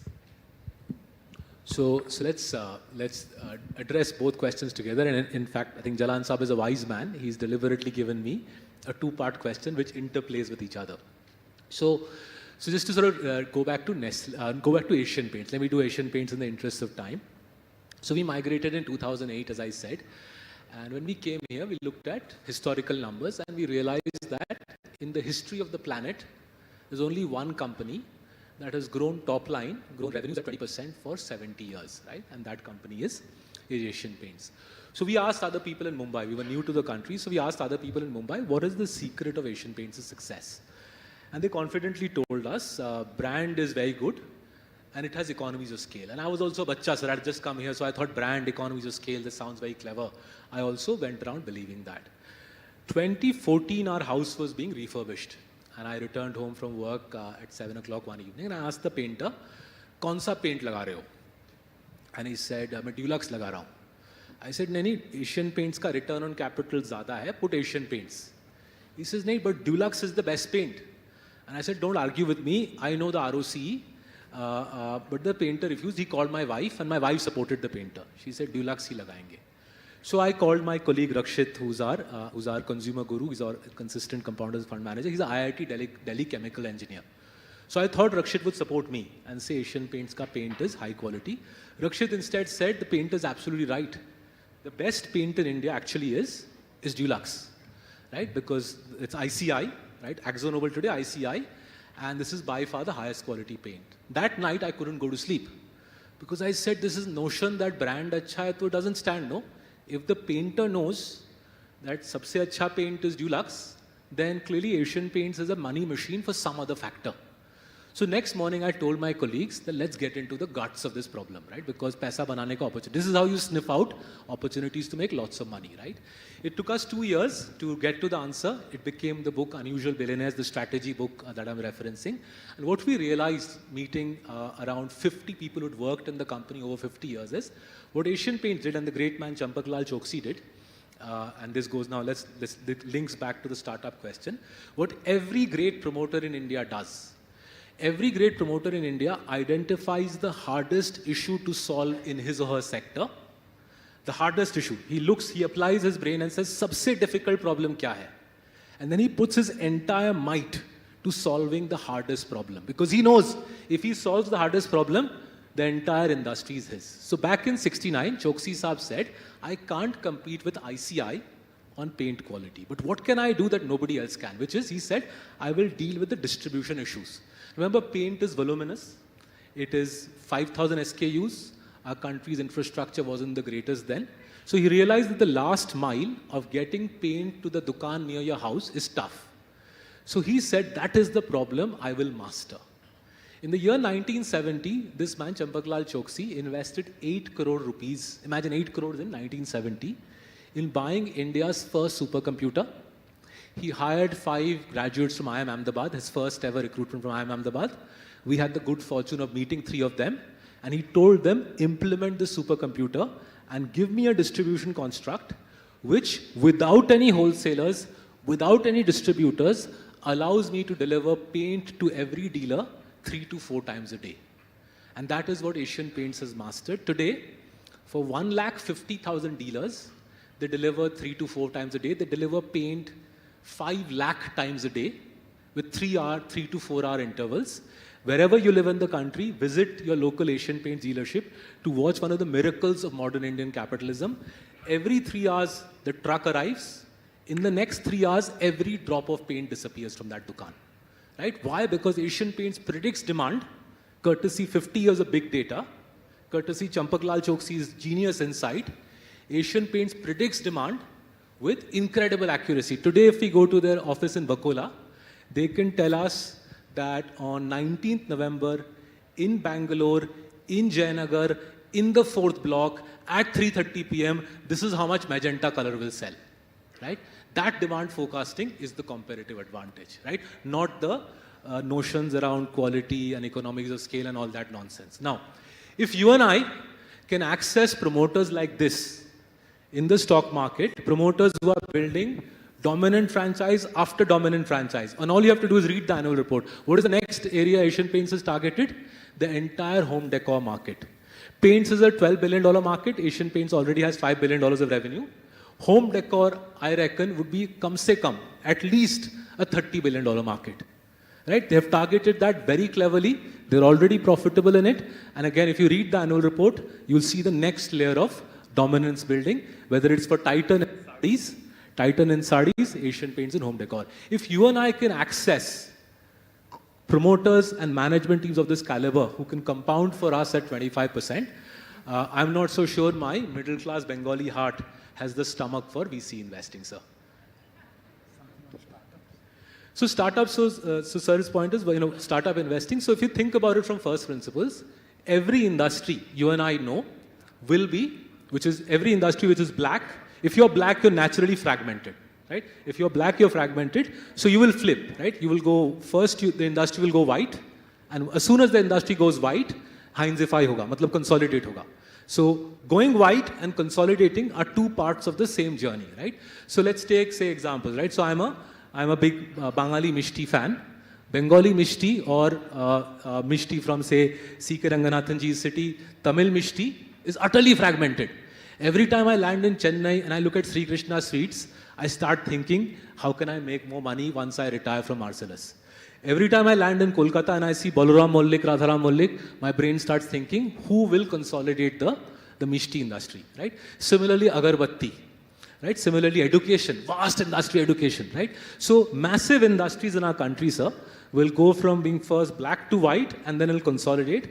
Each of these industries I've mentioned is a $10 to $20 billion. Each industry is a $10 to $20 billion opportunities. If you find startups who can do this sort of stuff rather than pizza delivery, if you can find startups who can do this sort of stuff, by all means, consider backing them, because we are, I think, 10 years into a 50-year journey, which will consolidate a very fragmented economy. And if you back those companies which are consolidating vast swathes of the country, whether it be mithai, whether it be agarbatti, whether it be poultry, whether it be education, you'll obviously stand to make a fortune. Some questions from the floor. They are talking of startups and say how companies like Zomato, Nykaa, etc., supposed to be great startups, have fallen. Why have they fallen? So if I were you, I wouldn't lose so much sleep about the share price per se. What you need to look, what I need to look, is those three things. Is the promoter clean? Does the promoter have business ka dimag? Akal, business brains is very different from academic brains, right? Academic brains is getting marks in school, important. But business brains is making smart business calls about generating a return on capital above cost of capital, right? So step 1, integrity. Step 2, business intellect. And step 3, strategic cunning, strategic insight, Champak Lal Choksi style, to crack tough business problems and create vast franchises. Right? That's what you're looking for. The proof of that, if you want, is not the share price. The share price is not going to tell you anything. The share price is a random walk. The share price is like a drunk man staggering at night. Whether he goes left or right has no salience. Right? What you need to figure out is, dhande mein paisa banta hai nahi. Now, Jalan Saab referenced 2 companies. One of them does make money in business. The other doesn't. Right? And therein I've given you a clue about how to think about investing in India. The stock price tells you diddly squat. If you do your investing looking at the stock price, you'll never ever make money in India.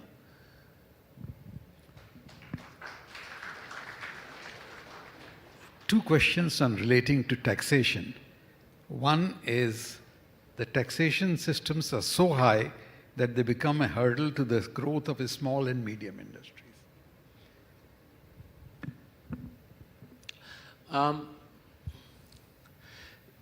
If you do a comparison with other developed markets, if you compare India with other developed markets, actually our tax incidence isn't very high compared to other developed markets. If you compare us to places like Dubai and Singapore, yes, it is, right? And therefore, it's a relative call. A lot of people go and decide to set their businesses up in these places, Dubai, Singapore, and they operate out of there. To my mind, doing so robs you of the close connect you need with the ground level to grow a large business in India. So yes, I as a promoter of a company, my colleague Nitish as a co-promoter of that company, we do sit and discuss that for every 100 rupees we earn through variety of taxes, the state takes away much of it. But at the same time, we also realize that we operate A, in a regulated industry, there's costs of regulation. B, we operate in an ecosystem where we are relying on law and order to work. If law and order doesn't work, then the property rights that we are using to buy stakes in small companies is not going to work. So we are relying on the system to give us the conditions in which to operate. I can't then turn to that system and say, I'm not going to pay your due system. I'm going to make money in this country, but I'm not going to give my fair share. So the corporate tax rate dropping from 35 to 25, as I said, was a big step. I think that was the right step. Like many other people, I would like to see the corporate tax rate go down further. But at the same time, seeing that there's roughly 300 million people in our country living in abject poverty, it is a little difficult for me to turn around to you and say, I'm not going to pay taxes, because it doesn't work. If I want the country to go forward, we as Marcellus and I as an individual have to pay my fair share. But yes, the corporate tax rate going down would help. GST, I think, will improve over the years. And as we discussed, those are the 2 big drivers of the tax regime. Perhaps brevity of time, last question. Yes, sir. What about the rural sector? It is hardly taxed, one side, and secondly, there is no technology yet in the farm sector. Yeah, so I think I agree with you. I think Jalan Sahib has raised the moot point. In the interest of time, I overlooked I skipped some slides. One of the slides I skipped was the job creation slides, right? What we are doing in India is fascinating. We are creating plenty of jobs for people like us. So if you look at formal sector job creation, EPFO data, Provident Fund data, in the last 3 years, we have created 30 million jobs in the formal sector. That's equivalent to the entire workforce of France or the entire workforce of UK. These are G7 countries. So we have created formal sector jobs in abundance. We have destroyed informal sector jobs of the same number, right? And as I travel around the country, it's becoming apparent that if you're not a class 10 pass, you can't get anything anywhere. You can't get a job as a car mechanic if you haven't got class 10 certificates. You can't work as a salesman in a shopping center. If you don't have class 10 pass, you are basically an unemployable person in India. Now, roughly, 200 million people are in this position, where they don't have educational qualifications. And corporate India is saying, anyway, I'm going to mechanize my factory, automate my factory. I don't need people who don't have educational qualifications, right? 200 million people, roughly 60 million families find themselves basically shut out of all this prosperity you've spoken about. Now, to give credit to all sections of the Indian polity, right? Multiple people have worked on this. What India has done is created a construct, right? India has created a construct, Aadhaar, Jan Dhan, the mobile, by which we are pumping in $70 billion a year, 2.5% of GDP. 70 billion is going to 60 million families, roughly $1,000 per family. $1,000 per family, 80,000 rupees per family. This is keeping those families alive who don't seem to have any ability to participate in this prosperity. Is that an ideal state of affairs? It's not. Is it better than where we were 10, 20 years ago? Yes, it is. 2 reasons. Firstly, in the JAM construct, Jan Dhan Aadhaar mobile construct, the leakages are reduced. In the old system, we had duplication, triplication of claimants. There was plenty of money being leaked. Memorably, I remember Rajiv Gandhi saying, I was in class 5 then, Rajiv Gandhi said in the Bombay session of Congress, that for every 100 rupees paid through the welfare system, 85 disappears to the middleman. That problem has been addressed to a significant extent. And the second is, by preventing duplication, we are giving the rightful claimant the money. So JAM is not ideal. We would ideally have a world where you didn't need welfare payments, but I can't see any country having come up with a paradigm to employ people who don't have any educational qualifications. And in the absence of that, JAM is a way to keep the peace so that you and I can carry on living our lives here without being harassed by the mob, which unfortunately has no means to earn a living. Thank you.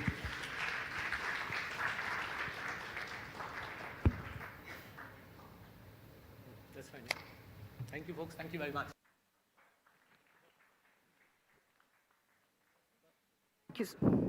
Thank you, sirs, for your valuable inputs and views. May I request Mr. S.K. Swamy, past President AIMA, to present mementos to the speakers, please.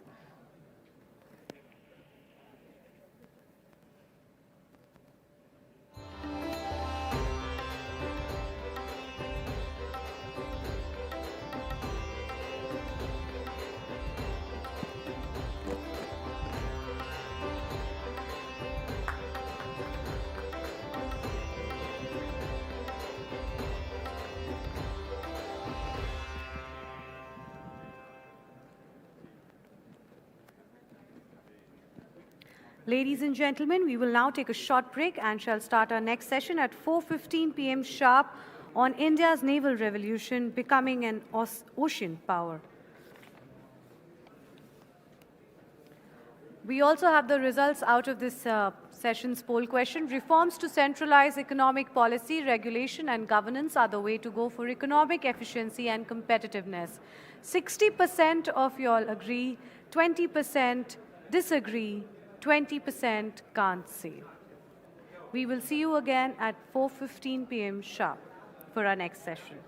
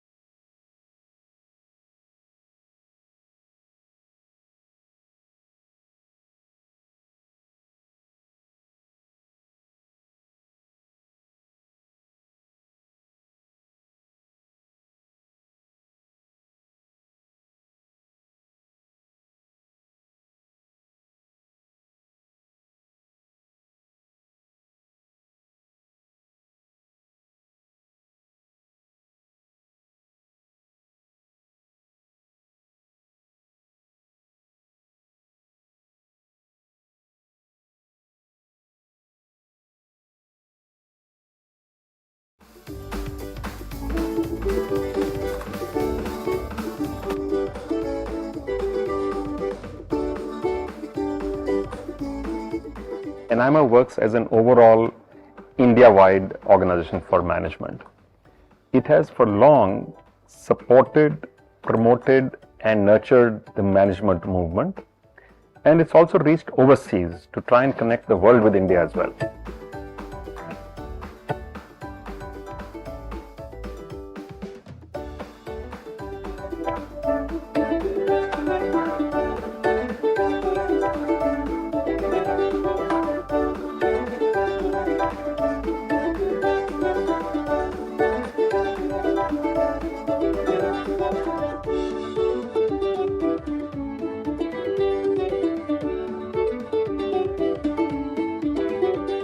So whether you're a young student out there or whether you're a practicing professional, I think being a member of AIMA will give you a huge network, will give you a huge range of new concepts, and it gets you access to events where you really get to meet some of the best and the finest speakers in the country from whom you can learn.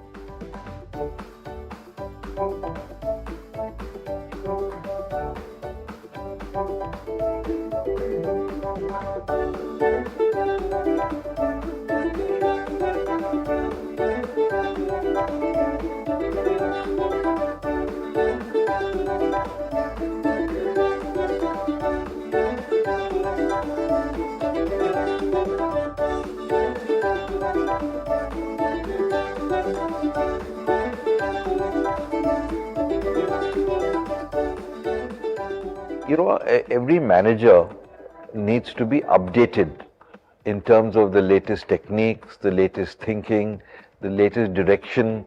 You update yourself in various aspects of disciplines that one is involved in.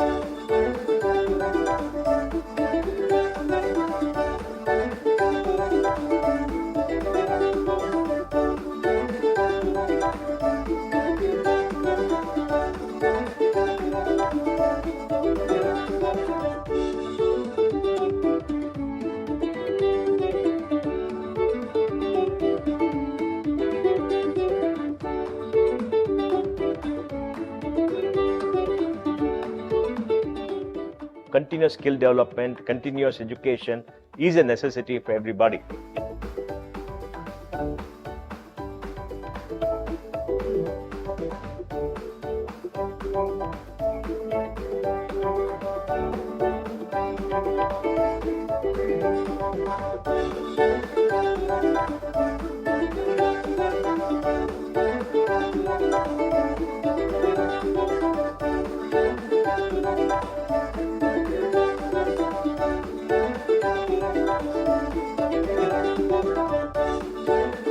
AIMA has been known for its testing services. For instance, the management aptitude test, which is very popular, of late catering to admissions and also to recruitment services.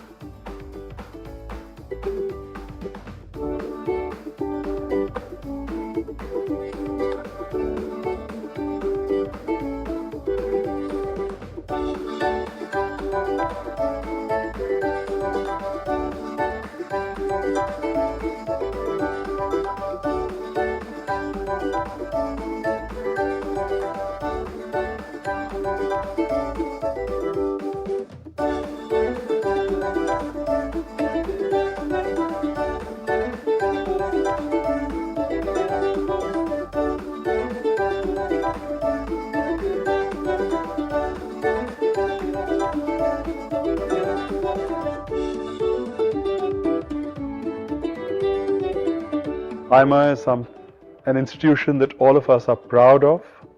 We are proud of its legacy, and we are proud of the role that AIMA plays in society.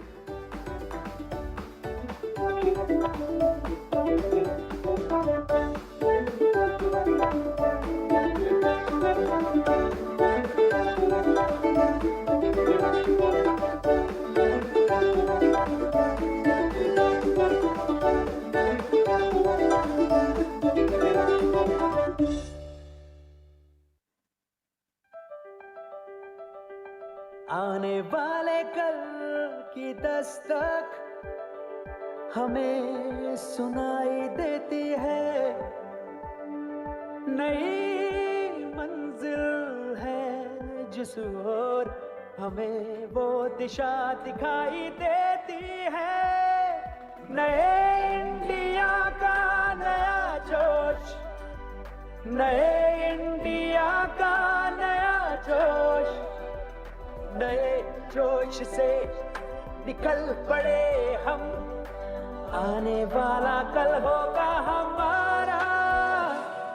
नए India का नया जोश। और नए India के सफर में technology की शक्ति लेकर आपका भागीदार रहेगा रिलायंस। नए इंडिया का नया जोश। कर दे मेरे हवाले तेरे दर्द सारे, सीने से लगा लूं उनको मैं मां।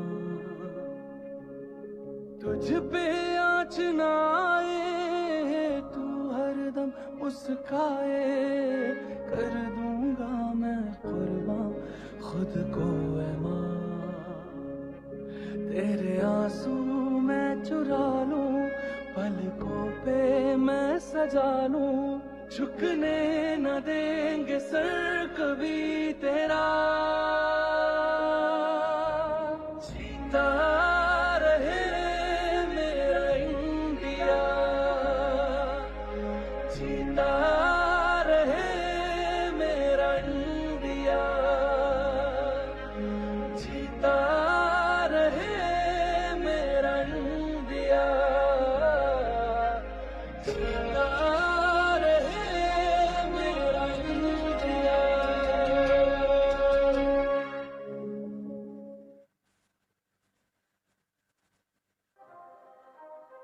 Power, the genesis of existence. It gave way to innovation that leads to the future. Power is Triveni.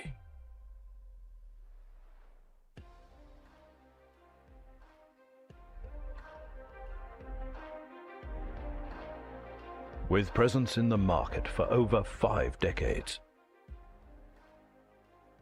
we at Triveni Turbines have established ourselves as a global manufacturer of steam turbines across various leading industries.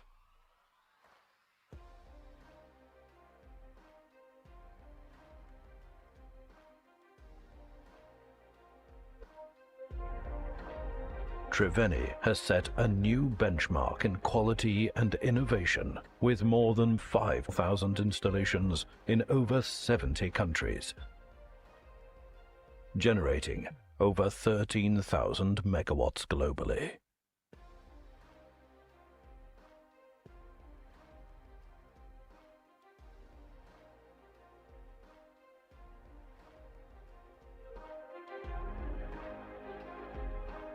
Power parallels potential. It is in the details. It is in the precision.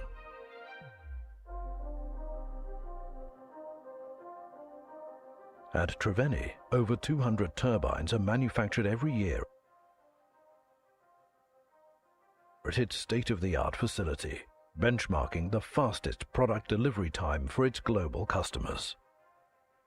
At Triveni, we combine the trinity of technology, innovation, and competitiveness to create need-of-the-hour solutions. Our engineered-to-order turbines are working across the world in a wide range of industries. Our solution to customers enable them to achieve unhindered performance and power self-sufficiency at a lower cost while minimizing their environmental impact.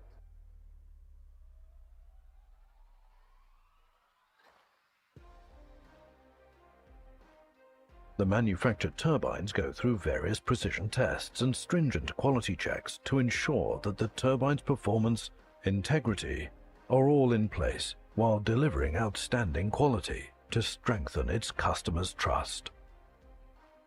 Power defines caliber. Our advanced design concepts are created by collaborating with the world's leading design houses and aerodynamic experts in the USA, ensuring best-in-class technology products. He viajado desde Guatemala para venir a realizar las pruebas y la revisión de la turbina Triveni comprada por Ingenio Palo Gordo. Esta turbina servirá para generar la energía y el vapor que sirve para producir el azúcar en nuestra empresa.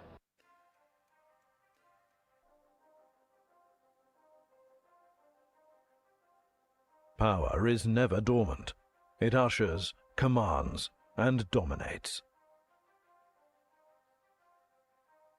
Triveni's ability to understand the customer's needs and deliver quality, robust products along with efficient service coverage has made them the industry pioneers. At the core of this growth is the deep understanding of our customer needs, our ability to deliver a robust product with excellent quality backed by efficient service coverage. We provide exceptional training to all our employees, empowering them to think beyond the benefits of the customers. In this digital world, Triveni ensures constant production of power, spreading light and hope into our lives. Power never stops. Power is Triveni.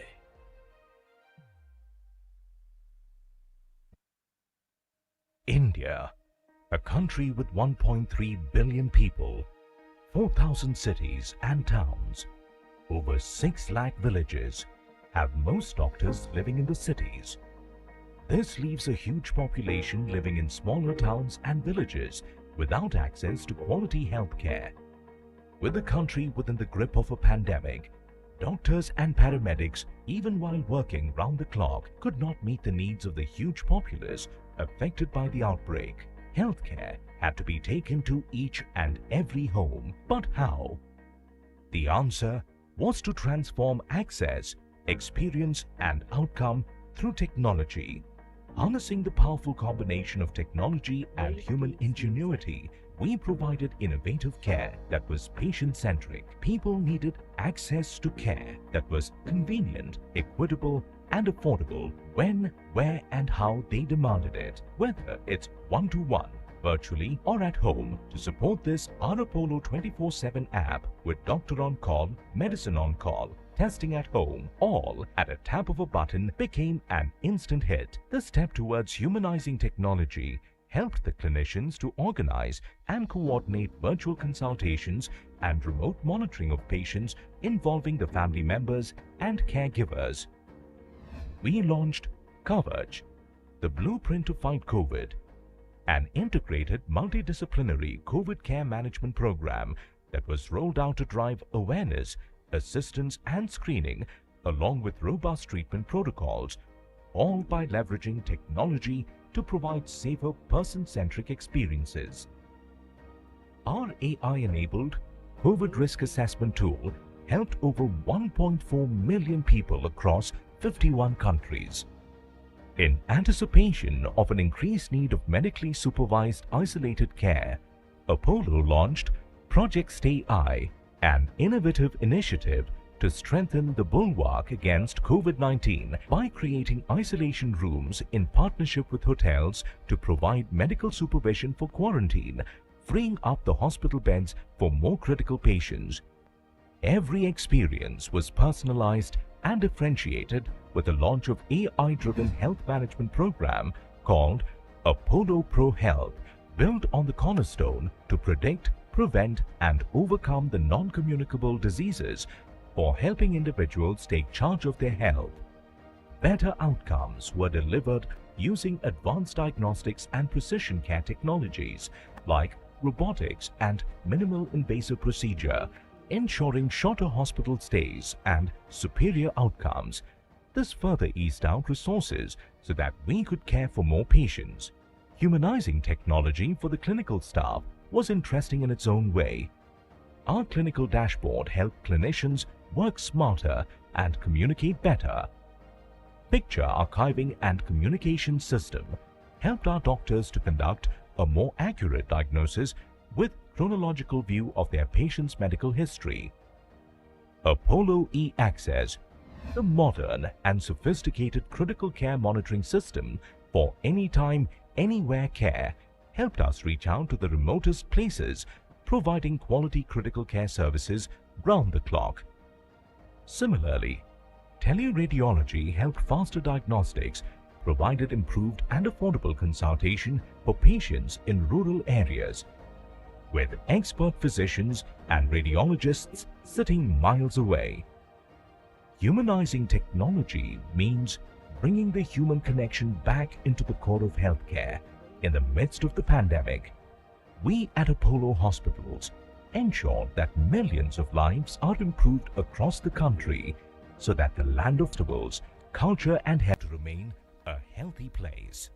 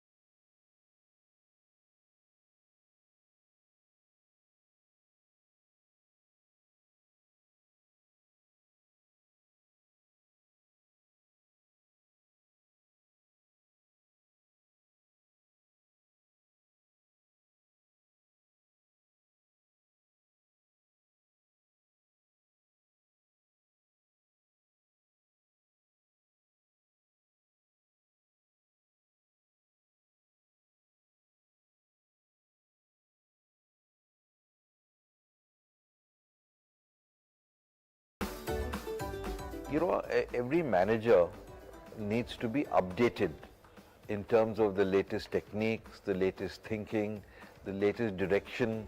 You update yourself in various aspects of disciplines that one is involved in.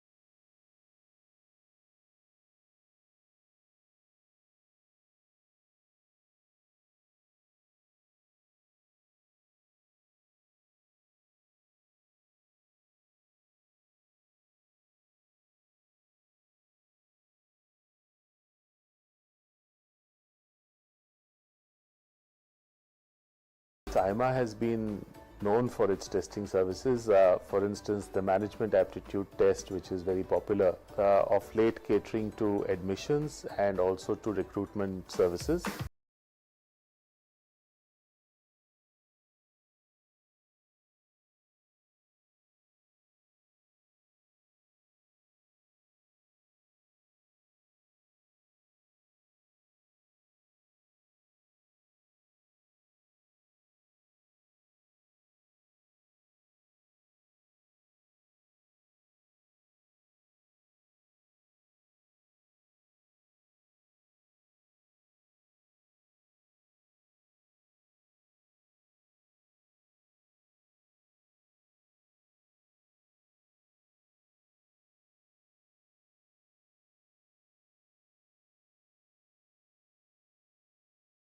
I request you all to kindly settle down, please.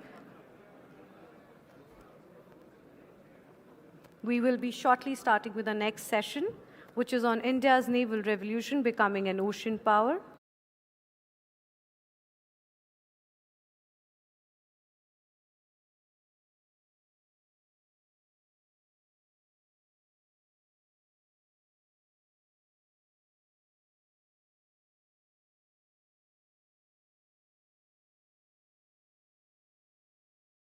Take your seats and settle down.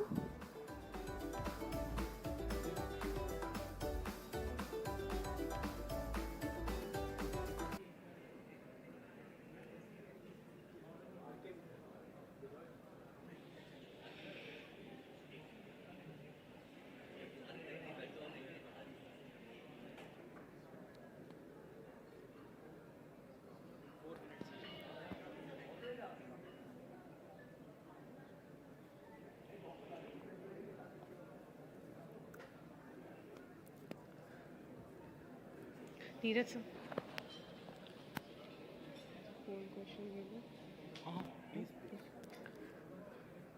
Ladies and gentlemen, the poll question for this session is: India should invest more in submarines than in aircraft carriers. Please do share your opinion with us.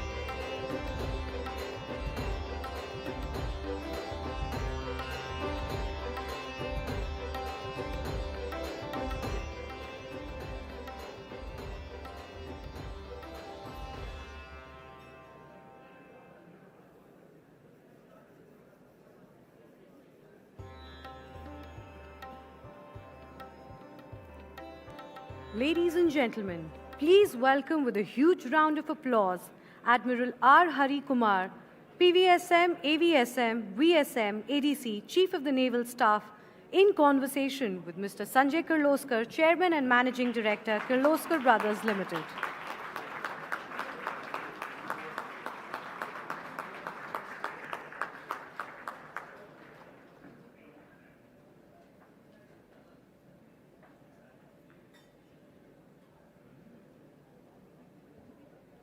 May I request Mr. Kirloskar to conduct the session, please? Thank you. Good afternoon, everyone. I hope everyone has had tea and coffee and everything else that is available. Admiral Hari Kumar, PVSM, AVSM, VSM, ADC, Chief of Naval Staff, ladies and gentlemen. We are privileged to have India's Chief of Naval Staff amongst us today. Thank you very much, Admiral, for agreeing to address all the people from management at this management convention. You head one of India's most admired institutions, the Indian Navy, and you bring an enormous leadership competence and experience to a critical arm of the Indian Armed Forces. This is amazing for someone who is really not interested in joining the Armed Forces. I understand you really wanted to be an engineer and go to IIT. Luckily for us, I think some of your relations have convinced you to join the armed forces, and now we have a brilliant Navy chief. So I guess we are very lucky. You're a specialist in gunnery, and you've also commanded many large warships, including the INS Virat and the INS Ranveer. And while Admiral was commanding the INS Ranveer, I think that was the first time that a BrahMos missile was launched from an Indian Navy destroyer. You have provided leadership not only at the naval headquarters, but also on the sea. And you've been an advisor to the government of Seychelles, naval advisor to the government of Seychelles. I think, ladies and gentlemen, we are at a very we are living in interesting times, as I said. There are many things going on in the world, including the current invasion of Ukraine by Russia. And I think this is also a time of great transition for the Indian Navy. Recently, the INS Vikrant, the first indigenously built aircraft carrier, was launched. And I believe that another one is on the way. We're also investing in a fleet of submarines. And I think that will help the Indian Navy dominate the Indian Ocean like it did earlier in history. One only has to read Sanjeev Sanyal's book, The Ocean of Churn, to understand how, I think over 1,000 years ago, India, the different South Indian kingdoms promoted trade as well as carried Indian culture across to Southeast Asia, Indonesia, as well as Southeast Indochina and that region. And I think about 1,000 years ago, when the balance of power shifted north and the capital moved over here, somewhere around here, that's when Indian kingdoms lost interest in the sea and were more interested in trade and control of land in the northern region. And that was really taken advantage of by the European powers, who then came here to dominate trade as well as conquered India. So I think we're now, as I said, living in interesting times. The Navy is central to Atmanirbhar Bharat with the launch of the aircraft carrier, and that will help Indian industry contribute a lot more to the Indian Armed Forces.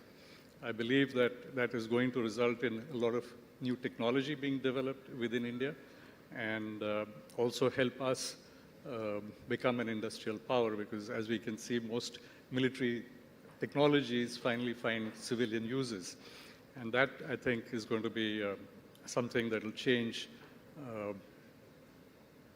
the total landscape as far as India is concerned. Earlier this morning, we had two speakers, two ministers, Mr. Nitin Gadkari and Mr. Jyotiraditya Scindia, who spoke about how this is India's moment now. Things are changing around the world. Our voice is getting more and more important. And I think it's very important now that the Indian Navy also will be doing its part to ensure that trade as well as defense will be looked after very well. So may I now invite you to address us.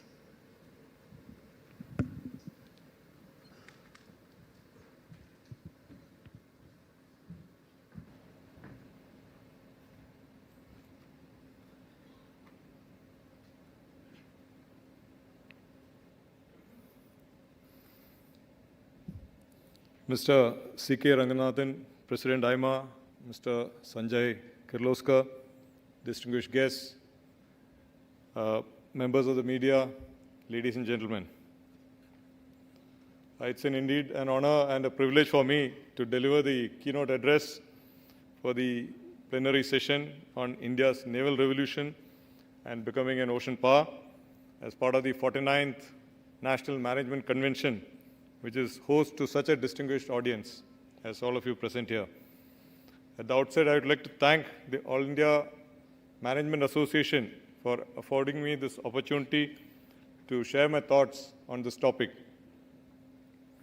The theme of the convention, Advantage India, Thriving in the New World Order, is indeed apt as we celebrate the Azadi Ka Amrit Mahotsav and march into the Amrit Kal. I shall be dividing my talk into three main sections. Firstly, I shall dwell upon India's maritime heritage and the significance of the Indian Ocean region. In the second part, I will touch upon the emerging maritime security challenges and the measures adopted by the Indian Navy to address these. And I shall thereafter conclude by highlighting Indian Navy's role in nation building and contribution to Atmanirbharta while we progress on our journey to becoming an ocean power. So the maritime characteristic of our nation is fundamental to our national identity and is firmly embedded in our philosophy since time immemorial. With water on three sides and the Himalayas to the north, our country lies in the very lap of the Indian Ocean, which incidentally is the only ocean which is named after any country. The seas for India have been the medium for pursuing prosperity, communication, friendship over many centuries. And our ancient Indian history bears evidence of significant maritime trade between India, Western Asia, the Mediterranean region, the Far East, as far back as the 3rd millennium BCE, and the dry dock in Lothal in Gujarat, which dates back to 2500 BC or 2200 BC, is a testimony to the thriving maritime infrastructure, particularly the ports of the time. And incidentally, Indian Ocean is the oldest traveled ocean, dating back over 5,000 years. History has repeatedly reinforced the fact that supremacy at sea is paramount for any maritime power. From the Romans and Greeks in the medieval ages to the rise of European nations in the 16th and 17th centuries, navies have played a major role in the establishment and growth of empires and nations. So India too has had periods of notable maritime strength, particularly during the peak of the Chola dynasty in the 10th and 11th century, wherein they wielded significant influence in areas bordering the Bay of Bengal and Southeast Asia. However, unfortunately, the ensuing period witnessed our maritime heritage suffering a series of setbacks, owing to the advent and rise of a purely land-centric outlook, which allowed the British, the French, the Portuguese who arrived by sea to make inroads and rule as colonizers. It's a fact that Akbar, who ruled from Delhi, had seen the sea only once in his life when he visited the Gulf of Khambat.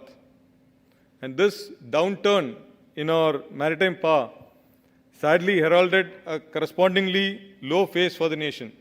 And in this regard, we must remain cognizant that the freedom we celebrate today was lost partly due to the absence of a credible Indian maritime power.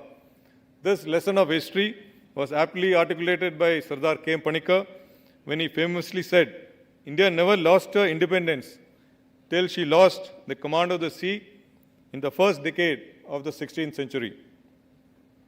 And till the 18th century, India had a vibrant shipbuilding industry in the days of sail and of those wooden ships. And up to that time, it is said that the ship is the most complex machinery ever made by man till then. And coming to the modern era, a country with a coastline extending more than 11,000 kilometers and nearly 1,400 islands is unquestionably a maritime nation. And our international trade is largely dependent upon the seas, and around 68% by value and 95% by volume of our foreign trade is seaborne. Around 86% of our oil needs are imported across the sea, and another 5% is met from offshore assets. So India's exclusive economic zone, which measures nearly 2 million square kilometers, bears a treasure of marine wealth and resources, and all these are vital enablers to drive India's prosperity. So as management experts, I am sure you'll agree that managing and leveraging these should remain a national priority. It's said that we hardly exploit our oceans. There's a saying that in India, the fish die of old age. The Indians consume about 3 kgs of fish annually, while the Japanese consume about 40 kgs of fish. So the importance of the seas has been well underscored by our Honorable Prime Minister, Shri Narendra Modi ji, who aptly stated that the Indian Ocean has shaped much of India's history, and it now holds the key to our future. Thus, it should be clear that India's growth trajectory in the Amrit Kal is inextricably linked to the oceans and will be shaped by her ability to harness the oceans. However, the Indian Ocean region, with its vast resources, is of interest to not only India, but also a multitude of nations, regional as well as extra-regional. And this region is also host to the world's busiest waterways, carrying 75% of the world's maritime trade and 50% of daily global oil transfers. So the Indian Ocean clearly assumes importance well beyond its immediate shores and the littorals. So transportation by sea remains the most efficient, especially for bulk cargo. So just to put in perspective, with the same amount of energy, we can transport 250 kgs by road, 2,500 kgs by rail, and 25,000 kgs by sea. So that is the type of scales of economy in transportation. Then there is also the 66, 70, 80, 90, 99% rule. It says that 66% of our resources come from in and around the sea, 70% of the world is oceans, 80% of the population live very close to the coastal region, 90% of our trade comes through the seas, and 99% of our internet traffic flows through the undersea cables. And Sardar Panikkar also called the Indian Ocean a landlocked sea, thus giving it a unique character. Enclosed by land on 3 sides, its entry and exit, both from the east and the west, are funneled through various choke points. Thus, this unique nature of the Indian Ocean region offers India a geographical advantage, but it also brings with it a daunting task of managing various challenges and security threats. So let me now share with you my understanding of the security environment. I see our contemporary security scenario shaped by a trinity of 3 I's, namely imperatives at home, influences from outside, and intrusive paradigms. The imperatives at home, they include promoting India's national interests wherever they may lie, preserving a safe and secure environment to catalyze our economic growth and prosperity, and protecting against continued inimical action by adversarial actors, including below the threshold of conflict, while at the same time remaining ready for a full-time or full-scale war. Talking of the influences from outside, they include the reshaping of the global competition driven by great power rivalry and the increasing multipolarity, rebalancing of geostrategic equations as a consequence of the ongoing conflict in Europe, rising potency of various non-state and state-sponsored actors, and redefining of the character of warfare, which, according to Clausewitz, changes like a chameleon, while the nature of war, of being brutal, always remains the same. And also the reiteration of threats posed by climate change through a multitude of natural disasters and the rising sea levels, which pose a threat to many island nations in our region.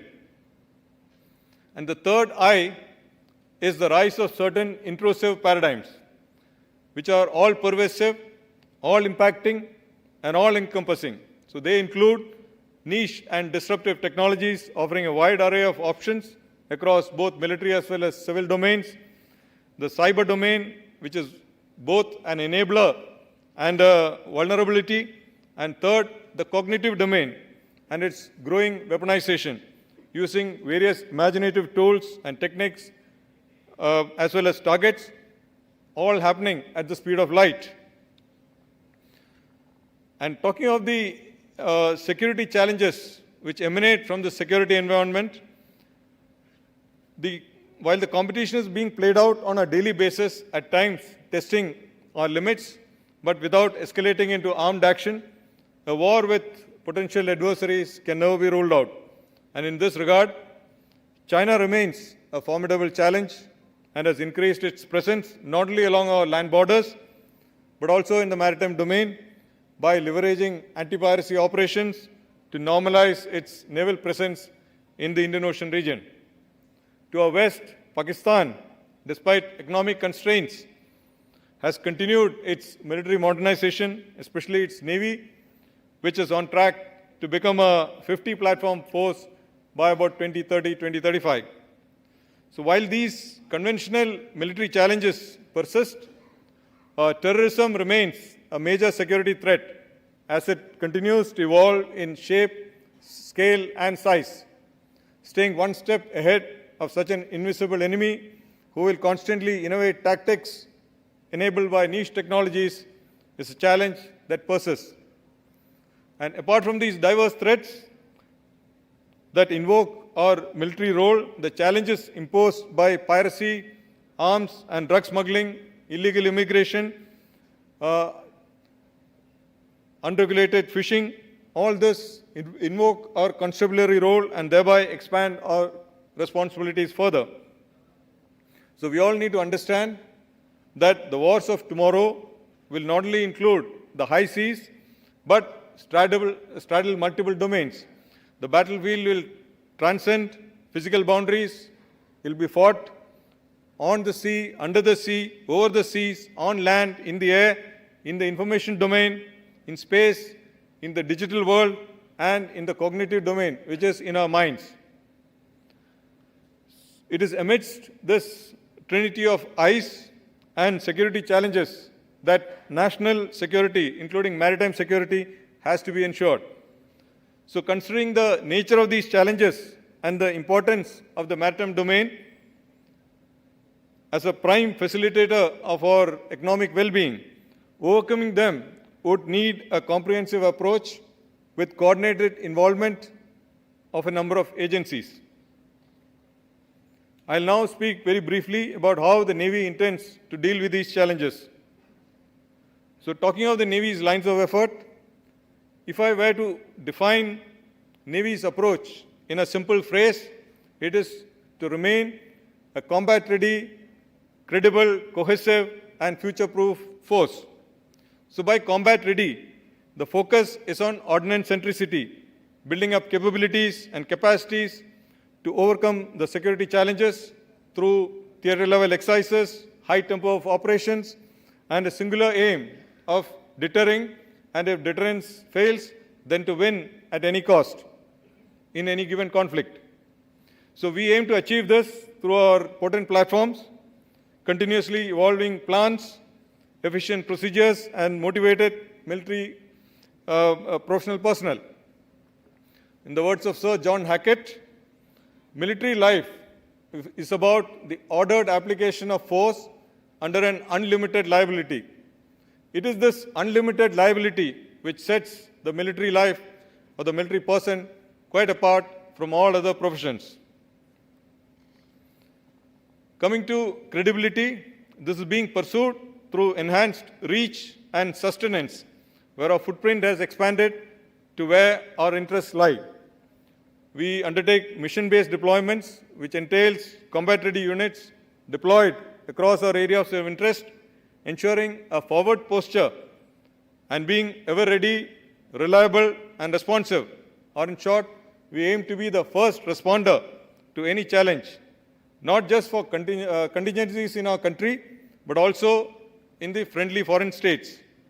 So this is also in consonance with our Honorable Prime Minister's vision of SAGAR, the acronym, which stands for Security and Growth for All in the region.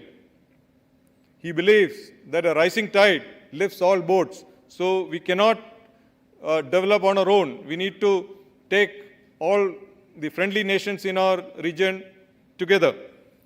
So in pursuance of being a cohesive force, our endeavor is to glue our Navy into a well-knit team.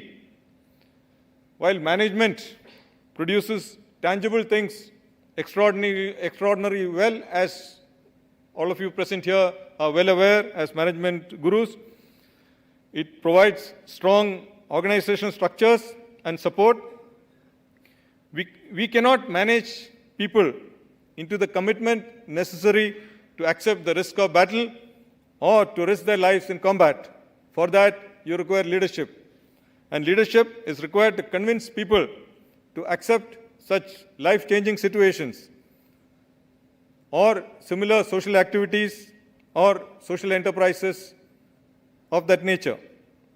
So every contact with the adversary has brought out the need for dominant and skillful leadership. So in the Navy, we pay much attention to the development of good, effective, and skillful leaders at every level. So also, efforts are on to foster true jointness with the Army and the Air Force. In this regard, I must tell you that we have instituted a General Rawat Memorial Award, both at our Naval War College as well as for the best women Agniveer, whose induction will happen towards the end of this year. Externally, the endeavor is to forge bonds with like-minded navies to deal with common security challenges at sea as one entity. And in this context, the Indian Navy's initiatives in the form of Indian Ocean Naval Symposium, the Goa Maritime Conclave, the Goa Maritime Seminar, as well as various maritime partnership exercises, they all build trust and interoperability, resulting in reinforcing the maritime security quotient in our region. In terms of future proofing, the key focus area is to leverage niche and disruptive technologies. The Navy has set up a 3-tier organization under the Naval Innovation and Indigenization Organization, NIIO, to help us synchronize our requirements with the industry and academia. The NIIO is currently in consultation with around 120 startups for the induction of niche technology in unmanned and autonomous systems, secure communications, quantum, smart sensors, smart weapons, surveillance, imaging, and so on. This symbolic relationship or symbiotic relationship will help us to leapfrog existing technology curves while concurrently identifying and establishing new areas to pole vault and emerge as leaders in these fields. So in order to do so, the Navy would need to be agile and adaptive to incorporate new technologies and become an aspirational force. So transformational changes are also being progressed with respect to human resources, the Agnipath scheme, induction of women sailors, opening of all branches of the Navy to women officers, etc. So we are focused on attracting and retaining the requisite talent. We are conscious of what Richard D. Haas, the CEO of Levi Strauss, said. The main difference, and I quote, the main difference between corporations of the future and the present day counterpart will not be the products that they make or the equipment they use, but who will be working, why they will be working, how they will work, and what work means to them, unquote. The Indian Navy, as the principal manifestation of India's maritime power, remains committed to preserving, protecting, and promoting our maritime interests. However, for India to truly transform into an Indian Ocean power, we need much more. Accordingly, the Navy, in addition to providing maritime security, is equally committed to Rashtra Nirman. And let me elaborate this. The Indian Navy, since inception, has been deeply committed towards Atmanirbharta. Our first indigenous ship was built in 1961. It was a small boat. Navies are meant to be built and not bought. And it is with this foundational belief that the Indian Navy embarked on its quest of self-reliance and indigenization. You'd be happy to know that while the 29 ships commissioned in the last 7 years, they were all constructed in India, 43 out of 45 ships which are under construction. So 43 out of 45 ships which are under construction are also being built at Indian shipyards. Further, 39 ships under contract conclusion will similarly be indigenous.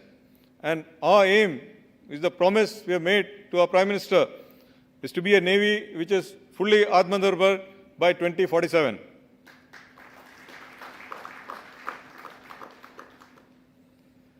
Further, we have always endeavored to reinvest a large share of our budget back into the Indian economy. 88% of our future contracts on cost basis, amounting to investments of nearly 1,75,000 crores, are being progressed through Indian enterprises, which means that for every 10 crore rupees spent, 9 crore is invested back into our economy. The major recipient of our capital investment are Indian shipyards and Indian industry. Indigenous shipbuilding projects are also catalysts for employment generation and skill development. To quote an example, the indigenous content in the recently commissioned INS Vikrant or aircraft carrier is close to 76%, which includes the ship's steel hull, which is heavy enough to erect as many as 3 airfield towers. Close to 2,000 shipyard workers and close to 13,000 non-yard personnel have been employed per annum towards construction of this aircraft carrier, thereby creating a substantial blowback effect on the domestic economy.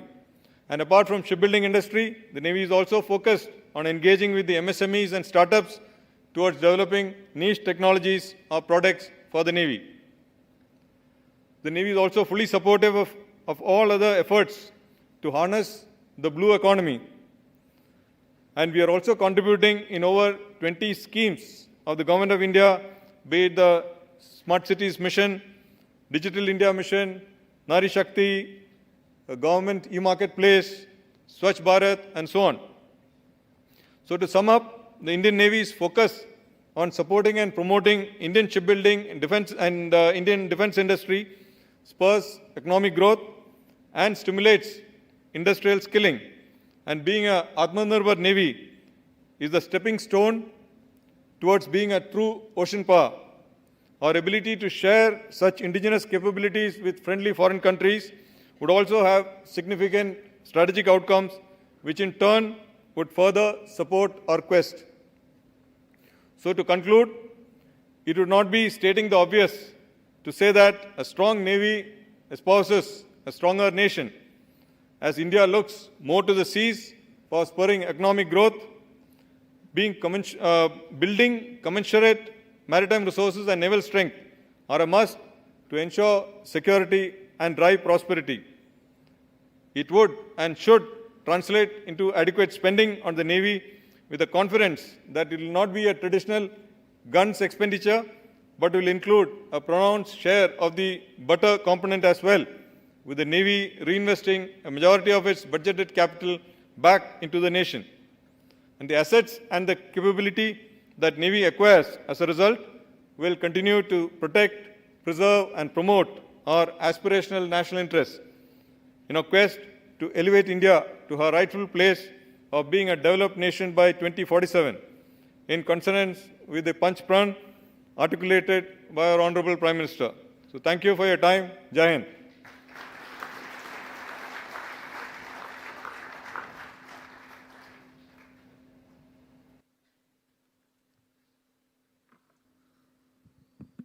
So we'll have a question and answer session after this.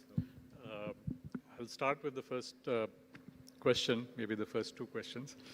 About 200 years ago, the Royal Navy was using an Indian-built battleship, the HMS Minden, in the War of 1812 between Britain and America. And now I think the INS Vikrant is going to be a significant achievement going forward. So what is the importance of our new aircraft carrier for our doctrine as well as our capability? And how do you see that change the projection that the Indian Navy will have in the Indian Ocean and maybe beyond? I had made a passing mention of it in the address as well. Till the 18th century, India had a formidable shipbuilding industry. In fact, our ships of wood and ships of sail, they were larger, they were faster, and they were the best ships in the world. In fact, many of the warships of the European countries used to be built in Bombay and Surat. Yep. All that changed with the Industrial Revolution, and we missed the bus there, and that's how our shipbuilding industry went into decline. But today, this long journey which we started in 1961 with the building of INS Ajay has finally culminated in building bigger and bigger ships over a period of time. We have built, corvettes, frigates, destroyers, and finally aircraft carrier. There are very few countries in the world who make aircraft carrier. I mean, they can be counted on the fingertips, not more than 5 or 6. And how is it central? How is it important for the Indian Navy? The aircraft carrier is central to the concept of operations of the Indian Navy to progress effective sea control operations in our areas of interest. The aircraft carrier brings with it a formidable strength. It has combat aircraft on it. It's got helicopters which perform surveillance roles, anti-submarine warfare roles, and it provides something which a land-based air power cannot give, which is flexible and persistent air power. So whether you are 1,000 miles away or 2,000 miles away or 3,000 miles away from the land, when you have an aircraft carrier, it provides a strength which cannot be replicated. So the carrier, is central to the operations of the carrier battle group, which has got its own escort vessels. It will have destroyers, frigates, the tanker, etc. And it is an instrument for power projection. It's an instrument which will help preserve, protect, and promote our national interests in the maritime domain. Okay, thank you. What are the lessons that we will learn from Russia's special operations in the Ukraine, as well as China's attempts to, gain access to the Indian Ocean? Because that's been going on for some time. They've recently brought in a ship into Sri Lanka. What does it mean for us, both these things happening? Firstly, talking of the Russia-Ukraine war, I think it's been aptly put across by our Honorable Prime Minister, where he said that this is not an era for war. However, when we any war or any conflict is always studied by the militaries, and we have also been studying the conduct of this special military operations. But there are many lessons to be learned. First of all, I'm reminded of Thucydides, who said nations go to war only for three things. It is fear, honor, or interest. So we see all these things playing in the commencement of these special military operations.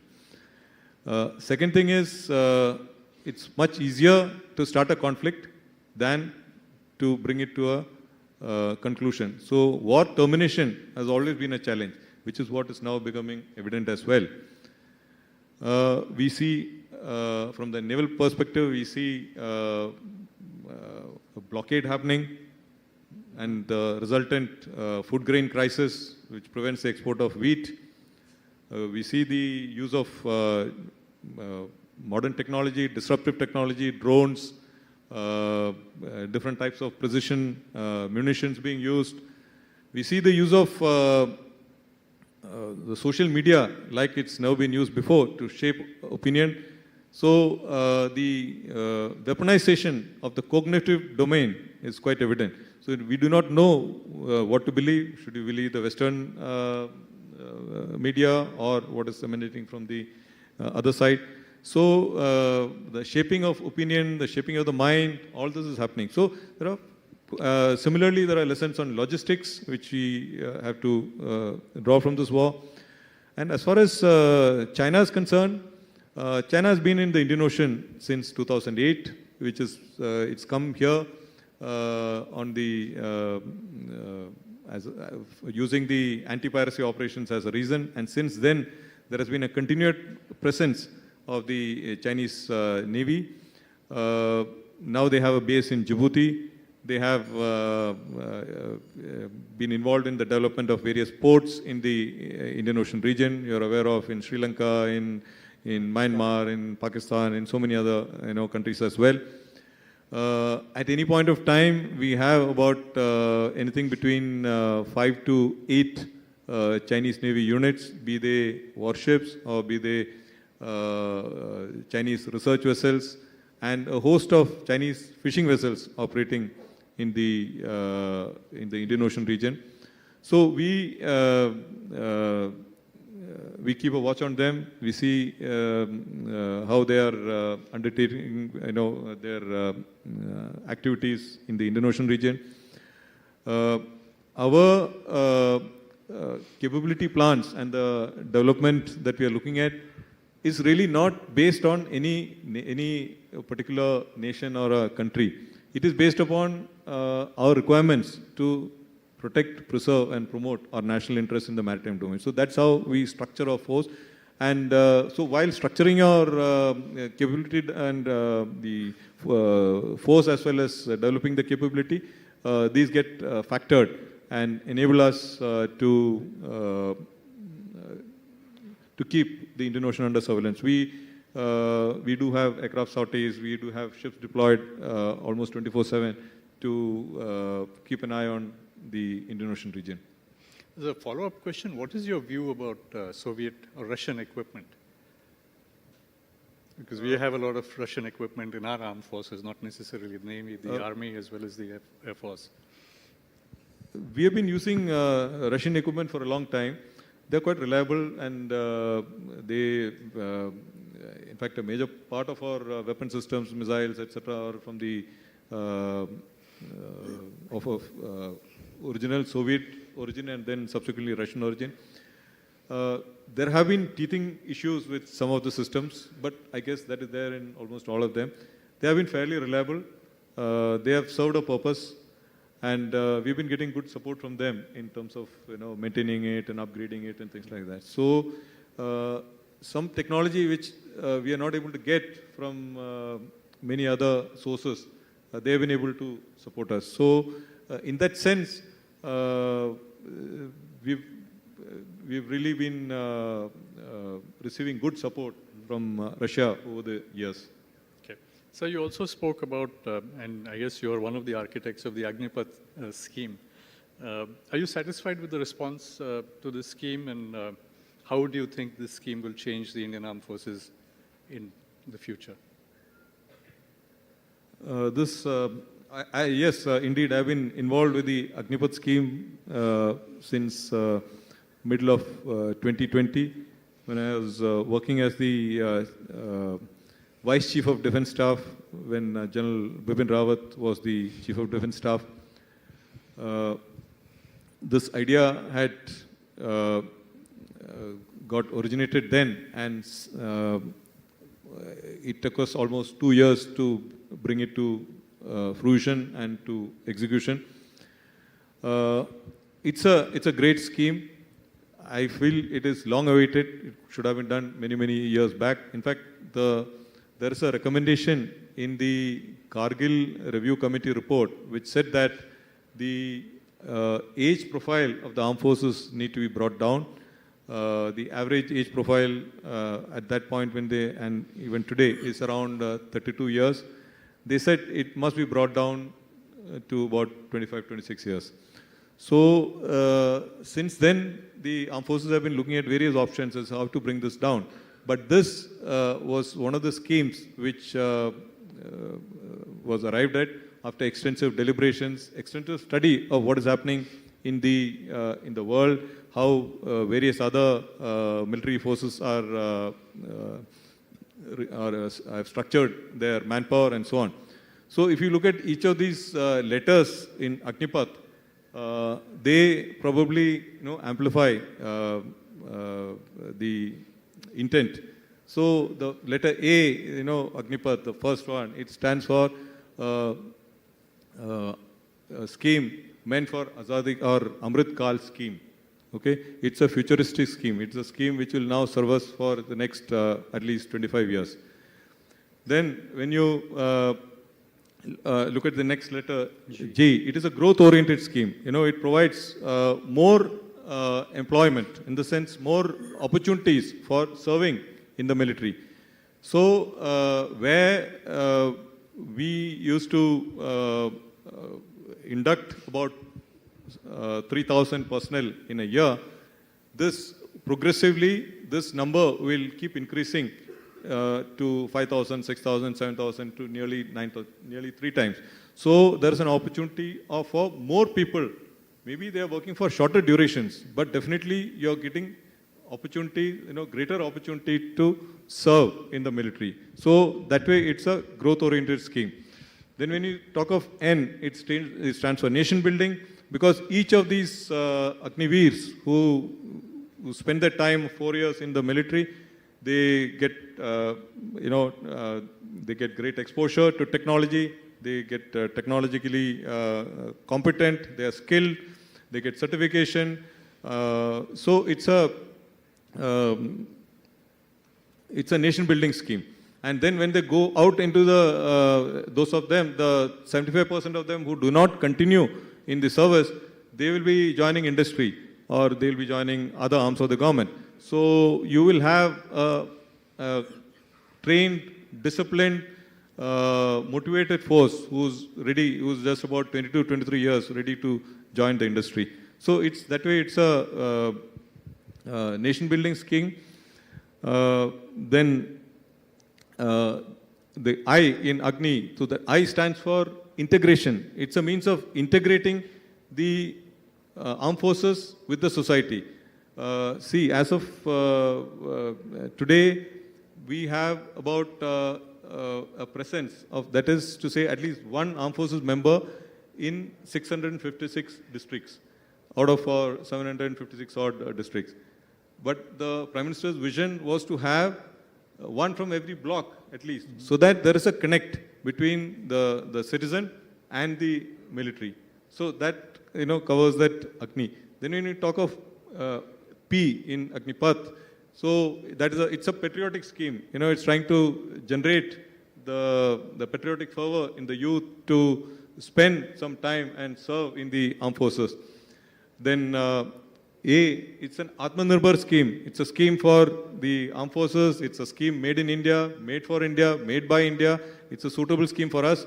So that's what A stands for. Then when you talk of T, it's a transformative scheme. It's going to transform the armed forces, bring down the age profile, and bring in more tech-savvy people. So that's what the transformative scheme is all about. And then the last letter H, it stands for harnessing the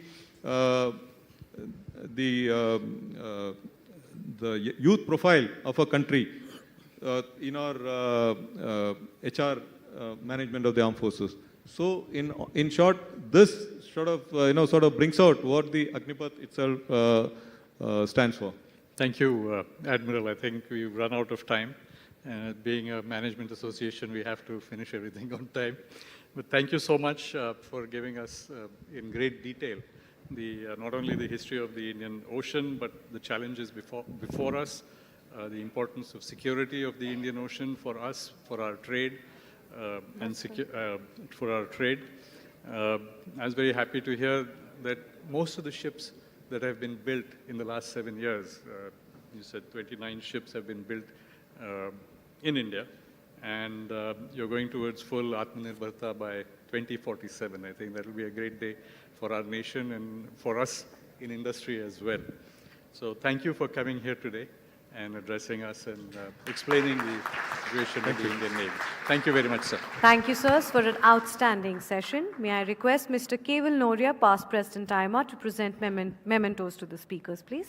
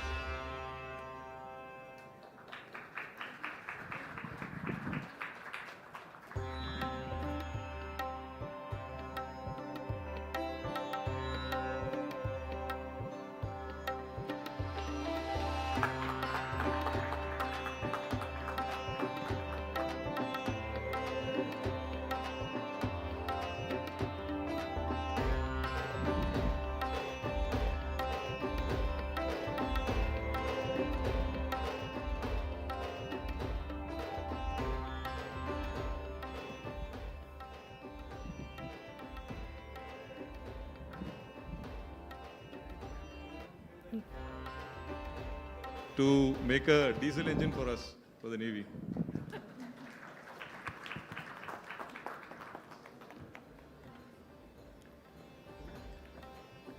Ladies and gentlemen, I request you all to kindly remain seated as we are starting the last session for today immediately.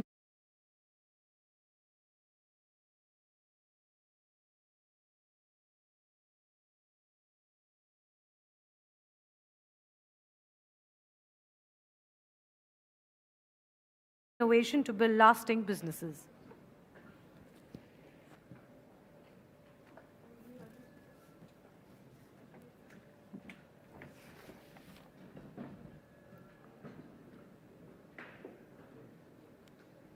We also have the results of the previous session.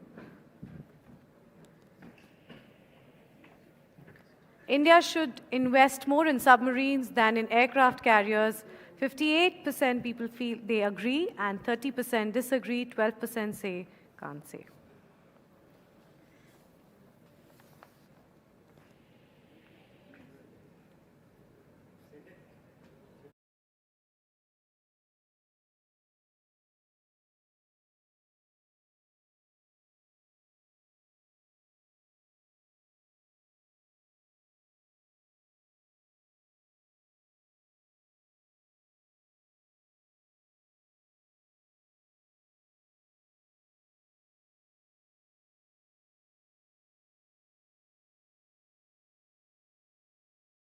On the stage with a huge round of applause, Mr. Sanjeev Bikhchandani, Founder and Executive Vice Chairman, InfoEdge India Limited, Mr. Kartik Sharma, Director, Ignitio and Co-Founder, Decode AI, Mr. Rahul Garg, founder and CEO, Moglix, and Mr. Amit Shukla, founder and CEO, EasyGov.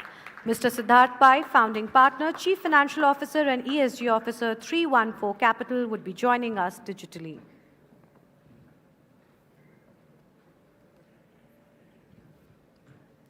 May I request Mr. Bikchandani to please conduct the session.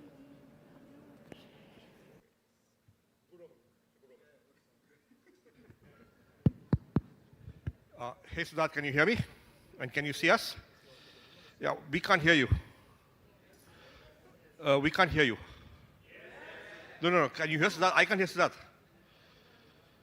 Can you hear Siddarth? Can you hear Siddarth? No. He's a panelist here to whom he's got it. You're thinking about you are asking. Oh, I'm so sorry. Siddarth, we can't hear you. We need some help here. We can't hear Siddarth. And he should be up there. He's on the screen, but we can't hear him.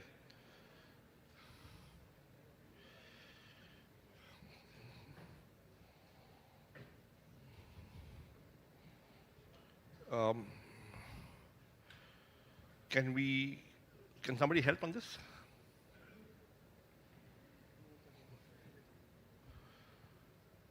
Rhythm? We can't hear Siddarth. Somebody working on it? Okay, so that's what we do with your permission, Siddarth, is we'll start off, and when your problem is fixed, we'll pull you into the discussion. Is that okay? That works. Okay, yeah, thank you. Thank you everyone for joining us. My name is Sanjeev Bikchandani, and I'm going to be moderating this session. And I'm not going to introduce the speakers. I'm going to let them tell you a little bit about themselves. Yeah, so Amit, why don't we start with you? Tell us a little bit about your life story. Yeah. Hello. Thank you. Thank you everyone for this opportunity. So my startup is interesting. It's in a GovTech field. Its name is EasyGov. So I worked as a government consultant for around a decade with Accenture Management Consulting and KPMG. In fact, straight from the college, I started my own company, but that didn't succeed. I ran it for a year and then get into the consulting. In the consulting, I worked from Nagaland to Bihar to remote districts in UP and later on Japan. So consulting में क्या करते थे आप? So consulting में, being a management consultant, we used to get a government problem. Like for example, in India, when we were working liquidation, how to problem है.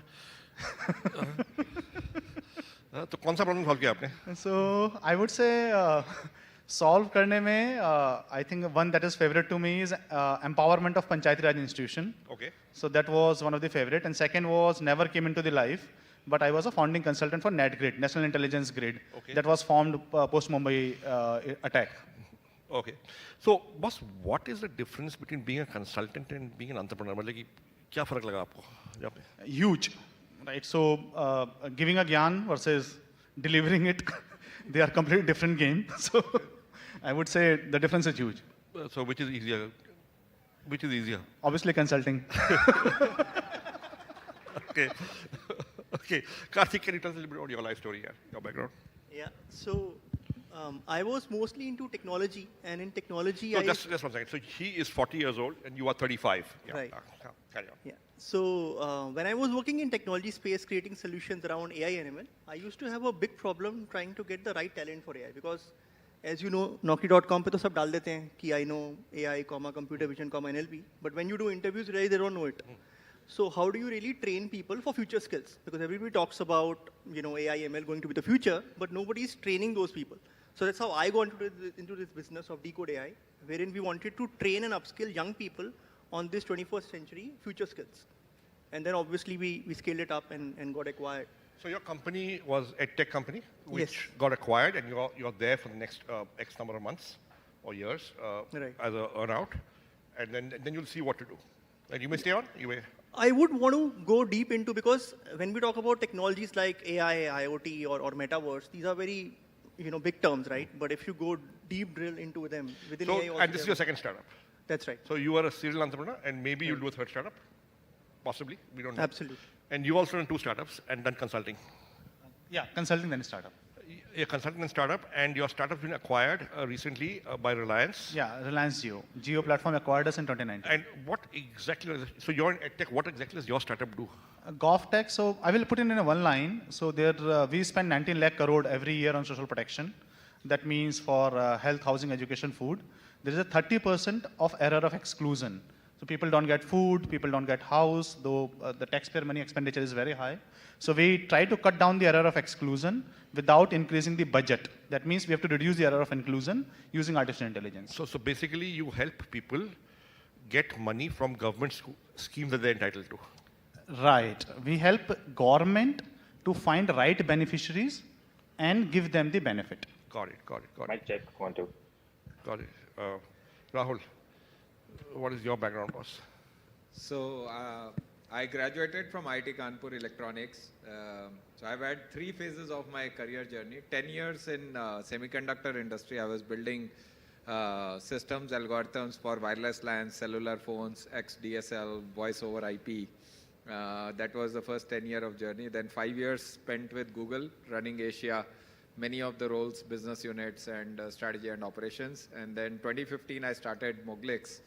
And Moglix, we are a e-commerce for manufacturing and infrastructure sector. We work with companies across automotive, chemical, pharma, steel, mining, and we become one-stop solution for all their procurement that they are doing. Just like we would imagine a consumer ecosystem buying everything from Flipkart or Amazon, we become that for manufacturing organization. Got it. And you are a unicorn. Yes, we are. Okay, so boss, guys, there's one unicorn on stage, and it is there, right? Hey, Sid. Hi, Sanjeev. Yes. Hi, Can you hear we me? can hear you. Sorry, somebody said something. No. A unicorn by definition has to be an unlisted company. Definition. Okay, that's the definition. I Sid, we can hear you now. Good. Welcome. Perfect, Sanjeev. That's great. Okay. Likewise. So Sid runs 314 Capital, and he's a VC investor. So Sid, how many startups have you invested in your life, in your family office, 314 Capital, in your personal capacity, total? We've done over about 100 startups now, Sanjeev. So there are about 80 plus startups from the 314 stable itself, and then personally to the family office, etc. We've done about 20 plus startups. And this is over what time period? This is from about 2015 to about 2022. So over 100 startups in the last 7 years. Sid and 314 Capital and the family office invested in. So Sid, what's your take on this 107 unicorn number? Is it a number we should tout, or how many of this is liquidity driven? How many of these would have been unicorns would had the Fed not pumped in $5 trillion post COVID? I think, Sanjeev, see, all the actions taken by the Fed and all the central banks have essentially accelerated the path that India was already on currently. If you look at the period between 2017 and 2019 as well, Indian startups have actually amassed a large amount of capital, and India was well on its path to actually becoming the 3rd largest startup ecosystem in the world itself. Not just in terms of the amount of capital raised, but in terms of the ingenuity as well as the startups that the country is actually engendered as of now. So it is an extremely strong story. I think what the liquidity and despite the current liquidity situation actually being retracted by all the central banks worldwide, India still actually holds on to this 3rd largest startup ecosystem itself. In fact, we've actually seen the stats as of now. The early stage funding, which is the greatest barometer for optimism in the private equity and venture capital space, that's actually increased by a factor of 44% year on year compared to the previous year itself. So despite the doom and gloom situation that we're seeing as of now, the fundamentals of the Indian startup ecosystem still actually end up remaining strong, and global asset allocators as well as investors are still looking at India as a one bright spot in the entire situation of gloom and doom that the world is actually going through currently. So what I hear from you is that, listen, I mean, absolute valuation does not matter. Point is that India is the 3rd largest startup ecosystem, and in this gloom and doom scenario globally, we are doing relatively well. So a lot of it is relative, actually, right? That's it. Okay, great. So now, tell me, Sid, from your knowledge and experience and 100 startups, why are startups important to the Indian economy, and what's going to happen? What difference will these startups make? Then I think that's actually a fantastic question, Sanjeev. So startups, according to me, are not actually a recent phenomenon. We've had entrepreneurship as part of this country itself for a very long period of time, and we've actually seen that accelerate since 1991 and since about 2013, 2014 onwards, where the government actually started putting a lot more, I would say, the policy weight behind startups itself. Now, the role of startups in the economy is actually manifold. The first and foremost is actually in terms of new asset creation. The entire job of a startup is to actually become the nucleus of an economic engine that can actually end up compounding over time through the application of capital as well as the application of innovation when it comes to solving real world solutions itself. The second role of a startup is actually in terms of a change maker. Now, as all of us know, innovation always happens at the edge. It's extremely hard to have large scale innovation actually happen within the confines of much larger institutions themselves. Most of the inherent processes and risk management actually prevent them from taking the kind of risks that are actually needed to actually foster innovation as part of that itself. So startups become the sort of nucleus of innovation that happens at the edge, and slowly from the edge it actually bleeds on to the main core economy itself. The third most important role that startups actually play is in terms of job creation as well as enabling economic development. Now, this is actually key. If you actually look at it now, the jobs that most engineers, most MBAs actually aspire to as of now didn't actually exist 10 years ago itself. Companies such as Moglis, that Rahul actually runs, didn't actually exist at that particular point in time. Now, if you go to any of the B school campuses or anyone, as you've seen, most of the people graduating are actually gravitating towards these kind of companies as opposed to some of the legacy companies that have actually been inhabiting India for a long period of time itself. So we've seen new asset creation, we've seen economic development, as well as seen innovation at the edge. These are the sort of flagship, I would say, responsibilities that the entire startup ecosystem actually bears on behalf of the entire nation. And the other important thing is, most of these, since this is the new age economy, the role of this particular ecosystem is only going to compound over time. We're actually going to see Indian companies and Indian entrepreneurs solve uniquely Indian situations. And for in this entire decade, is actually going to be the decade that India can actually solve these problems, not just for India alone, but for the rest of the world as well. There's a very old saying that we keep actually speaking about here at 314. If Silicon Valley can actually end up building for the first 1 billion internet users, it's only going to be India that's going to build for the remaining 6 billion people who are slowly coming online itself. So that's a mantra that we have, and this is a mantle that Indian startups needs to achieve. Thanks, Sid. Which time zone are you in, East Coast or West Coast? West Coast as of now. So what's the time there? So what's the time there? 4:30 in the morning. 4:30 in the morning. 4:30 in the morning. Sid, thanks so much. We'll come back to you. Stay online. We'll come back to you, but thanks so much for waking up at 4:30 to speak to us. Anytime. Yeah. So Amit, I'll come back to you. Boss, what do you want to do in life? Aapki dream kya hai? Tamanna kya hai? What is your aspiration?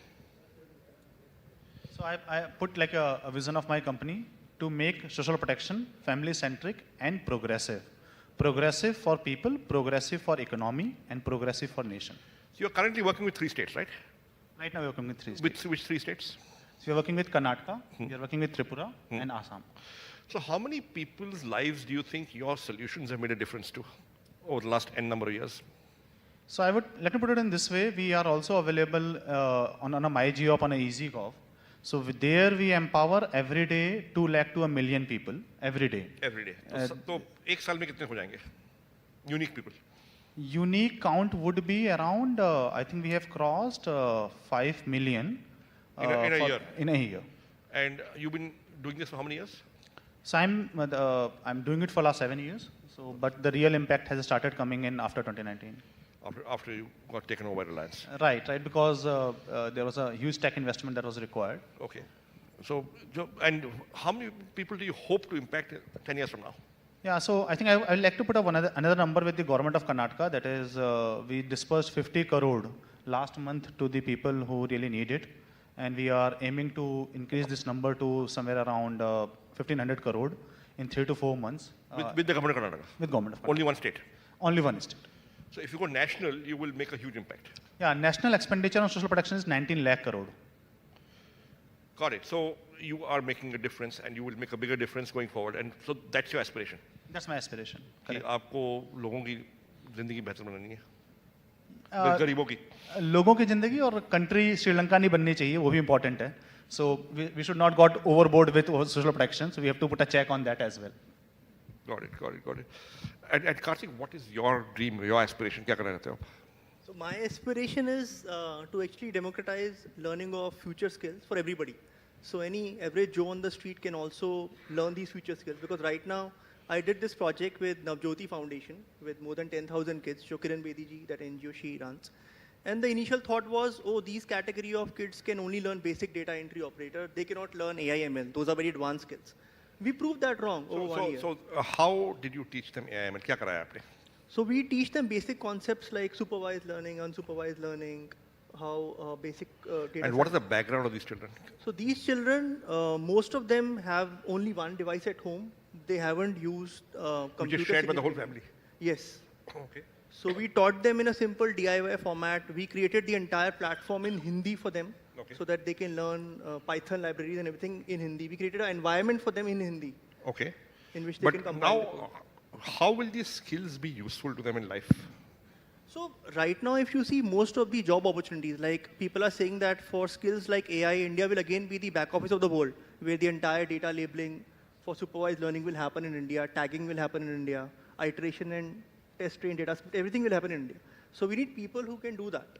And why only people who have fancy degrees from big colleges? Why not anybody, can be empowered to learn those skills? Got it. But the thing you've done with Python libraries in Hindi, is it easy to scale and replicate and take national, or is it something which requires a lot of effort and high touch to actually scale up? No, so the first time the effort was higher, but now we are looking to create more vernacular content in these areas. So first time was hard, but now we understand how it works. But ultimately, if you're serving the world, you will need to know English, right? Or you can do it in local language. See, it depends. I mean, in India, for example, in K-12, almost 40% population learns in their native language content. They don't learn in English or Hindi. So if you want to create something like they say for Bharat, you really need to go local in their language. I understand that, you will but miss out. if you're back office to the world for AI/ML, तो आपको English में coding करनी पड़ेगी कि you can do it with local So language? there are libraries available in which you can translate also, right? I mean, you compile the code in Hindi, English, and it converts vice versa and compiles it. Got it. So you're saying this is scalable and it can make a huge difference. Absolutely. Got it. Got it. And what is the status of this project? Is it going to go national? Are you going to scale it? So we've already done this project at a small scale with 10,000 kids, but now we are scaling up with other large foundations. A lot of global foundations are interested. But there is no revenue model of profit here, right? It has to be funded by grants.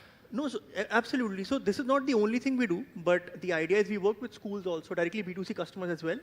But the mission is that we also make it inclusive so that everybody can learn AI. Obviously at a discounted price for them, but we don't want them to miss out on it. So the larger mission, since you asked, is to democratize learning of these skills for everybody. Got it, got it, got it. And Rahul, आपकी company कितनी दूर जाएगी और आप कहाँ तक ले जाना चाहते हो? So I'll answer it in two parts. I think the zoom out view of what do I want to achieve or why did I start the company? I think, can we take this manufacturing sector from $400 billion to $1 trillion sector? And the zoom in view is how can we enable that process to accelerate, whether it is from a sales function, whether it is from procurement, whether it is from supply chain financing, both on a domestic market basis or India to the world basis. So I think that is a dream, and I think that is achievable today in the current times. So I think काफी लंबी race है. And China Plus One is helping you. China Plus One is helping you. I think it is just starting to give tailwinds. बाकी तो opportunity तो India के पास कमी नहीं रहेगी. हम कितना use कर पाएंगे, that is the key. So I think next 5 years are key. If we are able to capitalize this unique moment in time, I think we can truly become a relevant China Plus One, because I think we have been far too long irrelevant into the global supply chain. I think we have a chance to become a relevant player in the global supply chain. Thank you. So Sid, I don't know if you're able to catch all the comments, but we have over here 3 startups, 3 entrepreneurs who've done stuff, are doing stuff. They have dreams and aspirations of national impact, global impact. They're making a difference.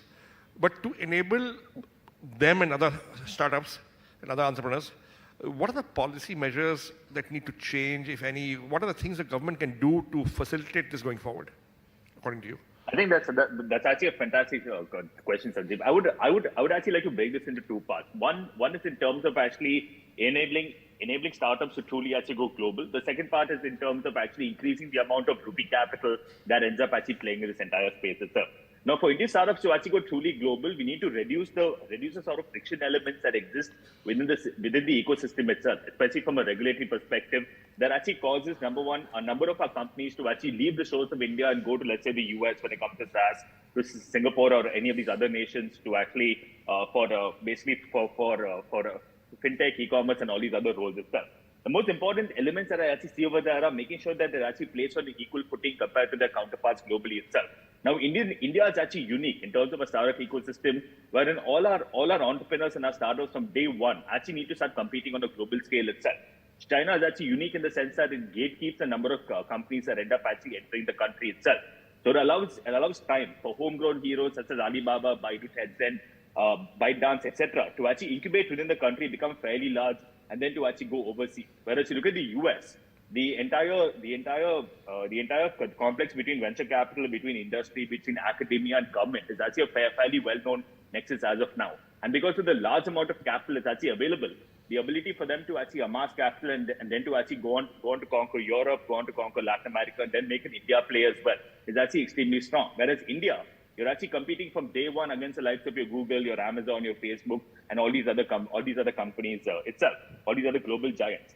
I think the most important thing is reduce the barriers of friction that they have, be it in terms of actually enabling Indian companies or Indian startups to actually start maintaining accounts in USD to allow easier SaaS payments to actually end up happening, easing the friction in terms of M&A as well. All the M&A that's actually driven in the country right now has to be done with the blessings of the NCLT. Whereas you look at the US, you look at Singapore for that matter, M&A can actually happen the moment they actually follow a simple objective test itself. And this gives them sort of tax advantages that they have compared to going through the entire NCLT or the court process itself. The third element that I think actually becomes very important is in terms of actually fostering an exit environment as well, is to actually allow some of these startups to actually end up listing overseas. Even though it seems counterintuitive right about now to allow Indian startups to actually list overseas, allowing market competition to actually come into the exit process itself will ensure that the efficiencies that's actually needed in the system can actually end up accelerating to a very large extent. And Indian startups can actually choose to actually IPO anywhere in the world, despite actually being domiciled in India itself. That's actually a key advantage that happens. Lastly, when it comes to the rupee capital ecosystem, I personally believe that Indian rupee capital has actually been suppressed in the private equity and venture capital space for an inordinately large amount of time. All of us have seen the issues with regard to angel tax, where systematically the government actually prevented rupee capital from actually coming into Indian startups. And we personally lost, I would say, 3 to 4 generations of entrepreneurs who have actually chosen to go overseas rather than remain in India itself. And similar, how we've seen the Indian markets, the listed markets actually stay afloat during this particular time of carnage during this year. The Indian capital markets actually have what I call the mutual fund moment, where there was a large enough infrastructure built in to actually sustain the flow of rupee capital at a point in time when dollars were actually leaving the country itself. Whereas we look at it as of now, we need to have a mutual fund moment when it comes to Indian startups as well.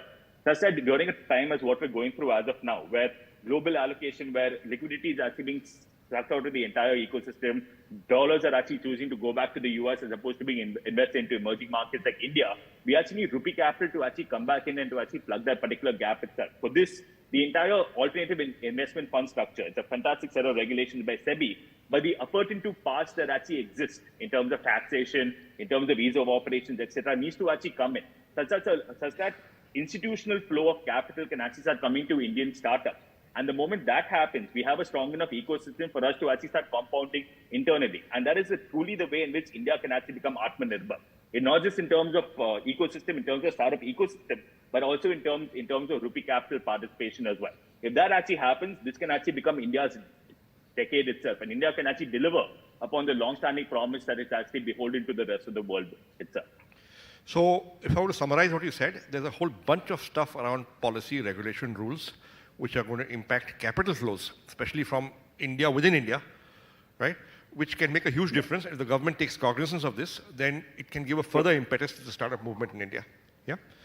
We are open for questions, by the way. You can anybody can ask questions and we can get into that conversation. So are there any questions right now? Any questions, any comments, sir? No? No. So Rahul, you ultimately want to list your company? Yeah, I think definitely at the right moment, we should be thinking of the public market. We think at least we are 2-3 years away from the journey, but yes, absolutely. But to get to a stage where you can list, what all milestones do you think a company would need to achieve?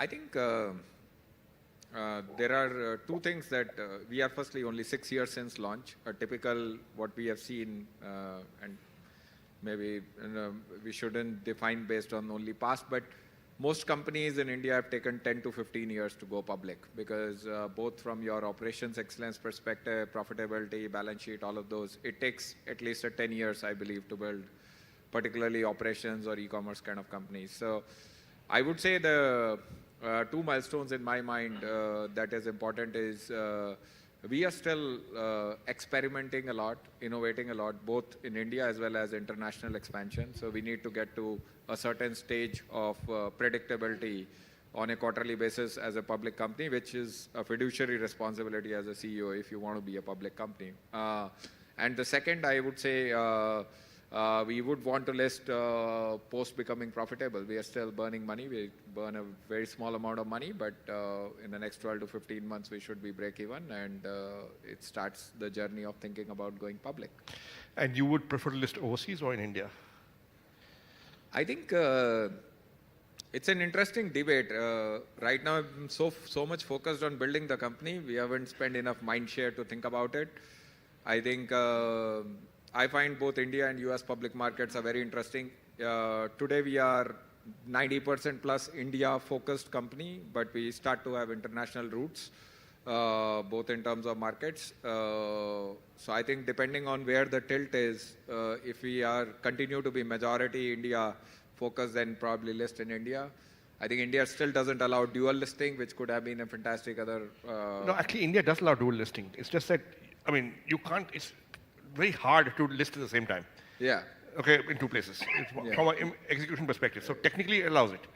Okay, the rule I think says you cannot list overseas before you list in India. Okay. So you can, same time is allowed, but koi kar nahi payega same time. Kar nahi payega. Haan, so I think, so still some miles to think about it, but I guess if we continue to remain majority India, yes, India and public markets. If it changes, then we have an alternative. Okay, great. So Sid, yeah. So, you know, when I look back on the startups of yesterday, you know, Infosys was a startup in 1980. HCL was a startup in the same time, right? And these are giant companies today, right? Do you believe that some of our startups, you know, or the unicorns have the potential to go the distance to that level? And if so, 100%. And if so, which ones? 100%. So I think, see, the startups that can actually go the distance as of now are the companies, the startups that actually start thinking like larger listed companies from day one itself. So they incorporate the same principles that the giants, that the Infosys and the much larger companies have actually inhabited as part of the cultural DNA itself. And that DNA in turn allows them to actually weather the kind of storms that we're facing as of now. Now, the role of capital itself doesn't actually change the internal DNA of a company itself. Capital actually allows the entrepreneur and the board to actually act upon most of the experiments and most of the pivots that they actually want to run over a sustained period of time itself. Whereas when you actually look at it, the job of the entrepreneur is also in terms of capital allocation. Now, India's giants, your HDFCs, your ICICIs, your Infosys, the TCS, all the companies that all of us on stage have actually grown up. Info Edge, of course, to you as well. All these companies have actually gone on to influence an entire generation of entrepreneurs itself. And these particular entrepreneurs who are coming to the stage right now, they've started incorporating these processes from day one. Most of them have actually become most of them have governance protocols that are actually built in that allow them the sort of moral compass to make the kind of right decisions, even when times are tough or when times are actually good itself.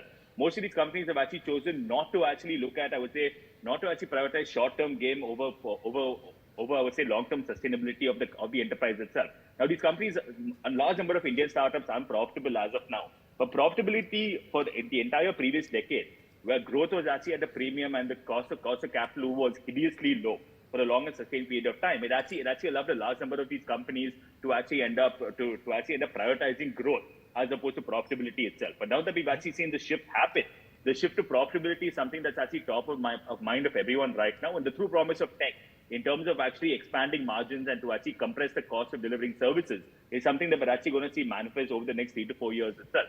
And it's very important to have these kind of heroes and for people to actually end up aspiring to. Through the entire 90s and the early 2000s, Infosys was actually the poster boy for everyone that actually came about. Then when InfoEdge was one of India's first pure tech product companies to actually end up going live, a large number of entrepreneurs, Sanjeev, actually look up to how you've actually built up InfoEdge itself into an extremely large conglomerate. And these kind of things in turn actually end up influencing decision-making among an entire generation of startups itself. So we do have the right elements, I would say, and it's extremely important for investors also to play an outsized role when it actually comes to this. The job of the investor is not just a provider of capital to most of these companies that actually end up growing, but it is also a shoulder to actually a shoulder to cry on, as well as a shoulder to lean on whenever required going forward. And I think the role of the investor needs to actually step up to a very large extent as well, and to help these companies sort of institutionalize these processes at a corporate level to ensure that these companies not just remain startups, but they actually become the kind of long-standing institutions that can actually end up compounding value, not just for a small number of shareholders in a private company, but also for the larger public at large itself. So I think this is an aspiration that everyone actually ends up sharing. And it is something that investors are actually working towards, and it's something that entrepreneurs have also started bringing to the forefront, especially as of now when things have started getting a lot tougher. Thank you. So listen, there are 3 areas I'd like to touch upon in sequence. One is, growth versus profitability, and how do startups sort of deal with the changing funding environment? Thank you. How do startups deal with changing funding environment? Suddenly you have to prioritize profits over growth. Well, for 10 years you prioritize growth over profit. How do you pivot? The second is quality of governance in startups. I think Sid touched upon it. And the third is, how will Indian startups impact rural India? Right? So can we go with the first one? So what do you think of growth versus profit? And for a long time, growth was a premium, and suddenly the funding environment has changed. Now startups are being told by investors and others that you've got to pivot to profit. How does the startup do it? No, absolutely. But the only thing I fear about is now a lot of companies are trying to position and dress their sort of books to showcase that we are profitable. And in the pitches, you see that it's in bold that we are profitable. Even early stage companies. सच बोल रहे झूठ बोल रहे हैं? वो तो sir आप expert हो आप बताओगे. But as a peer, I feel that unnecessary focus is in terms of optics to showcase that we are profitable. So I think that shouldn't happen. But of course, anybody would want sustainable growth. So growth should also not be at the risk of, like he is growing amazing, right? At a marginal cash burn. So that's good. He can be flirting with profitability. It should not be that profitability is too far. But at the same time, you cannot be only focused on profitable. Then you might as well be good in running a kirane ki dukaan where you make a profit every day, but you're not scaling it up. So that balance is absolutely important. Scale important क्यों है? Why can't it remain small and profitable? Because by default, everybody wants to make an impact. I think most of us got into entrepreneurship, and Sid would also agree, is that ultimately as a human being, you want to create maximum impact in terms of your mission. So impact के लिए scale चाहिए. What is your view on growth? So I would say that I will put it as a data-driven startup, right? So if it's a data-driven startup, then the building a data to create a monopoly, so that tomorrow I can enjoy the monopoly. If we are investing into that kind of a growth, then even if I'm making a zero revenue, it is okay, because there is a clear path to monopoly, like Google. But is monopoly good? That's a debatable thing, but from an investor point of view, right, there is a huge return of investment, right, if there is a monopoly, clear monopoly. So I would say from an investor point of view, monopoly is good. Okay. Rahul, monopoly is good, growth versus profit? No, I think every startup, every sector has a very different dynamic. So I think this question is also very relevant based on the sector and the situation of competitive dynamics at a point in time. Because we have seen verticals where there might be multiple companies competing based on market share, where the growth might be the primary driver of that focus, because 1 out of the 10 might succeed. And I think 2015 we saw 150 local startups come in, and probably one survived, right? So 149 went down, and probably market share was... लेकिन जो 149 पे जो बीती थी, the employees, the founders of the 149 that went down, Yeah. They went through hell. They went through hell, absolutely. But I think, our ecosystem is evolving because hopefully there are not like 150 startups getting funded on one idea, right? Because that's just stupid. Because then you know that the gravity will mean that maximum 2 or 3 players will survive. So I think, therefore, it's a very point-in-time question for a specific vertical that you're pursuing and a strategy that might be relevant in that particular competitive environment. But overall, I think if you zoom out over 2, 3 year, 4 year period, I think there needs to be a healthy balance of growth and profitability. I also think that many of the accounting principles have not understood the entire technology startup from a perspective, because what used to be a definition of a capex in an old economy manufacturing setup, you set up a steel manufacturing plant, you're spending billions of dollars, and then you sort of take a depreciation over the next 10 years. Many of the startups are looking at technology investments, marketing investments. We invest also in building warehouses. I think those are appearing above EBITDA for us in all of those cases. And EBITDA is the one that is getting compared in many of those. So I think this entire notion of capex in a technology-oriented startups, or when you are building warehouses, or when you are building brand, is not matured in accounting principles. So when we are comparing the startups from a profitability perspective, they are also not truly comparable to a steel manufacturing plant saying that I am profitable, but I spend a few $1 billion, or a semiconductor manufacturing plant being set up with a $20 billion worth of investment and saying maybe they are EBITDA break even after 3 years. Yeah, so without maybe you can into look at account. ROCE, return on capital employed, but ultimately आपको देना होगा ROCE, even as a startup, ultimately. Okay? In the long run, you'll be valued off a profit multiple.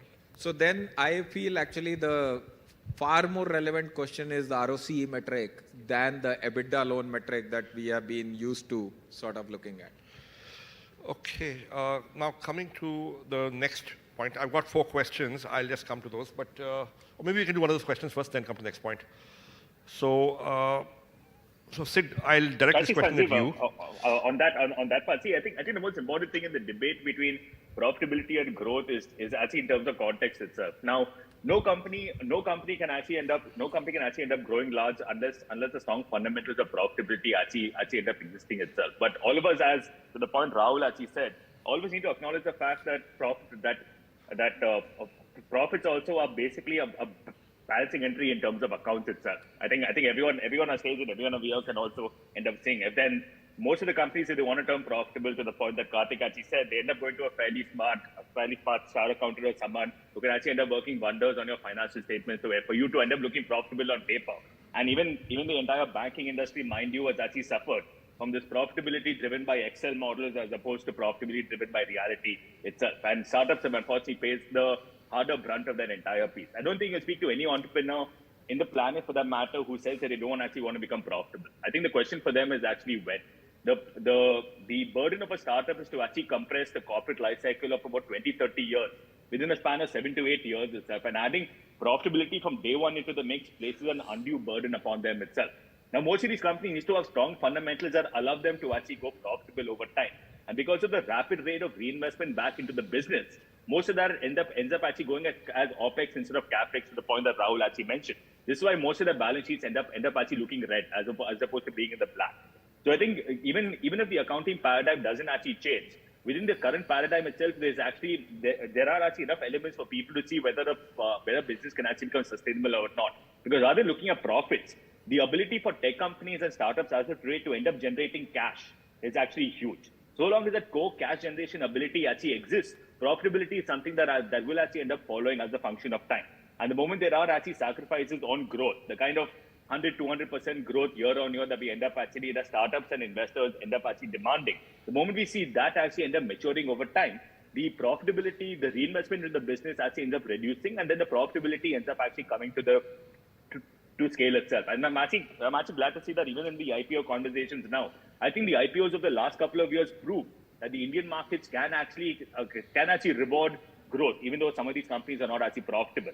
And I think over the next 3-4 years, we're going to see these same companies itself end up actually changing it to say that, look, even though we've had fantastic growth, the ability for us to generate profits and to deliver upon the true promise of tech does actually remain. And we start seeing these companies actually turn profitable and to end up paying dividends and everything as a function of time. So we shouldn't end up facing too many burdens on the startup ecosystem as of now. It's tough enough to compete in a capital scarce environment against the global giants with almost nearly unlimited balance sheets.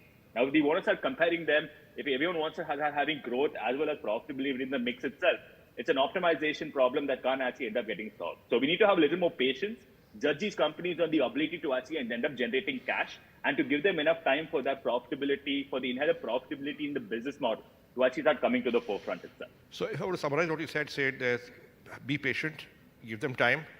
The $64 million question is, will the investors give them time, right? And that remains to be seen.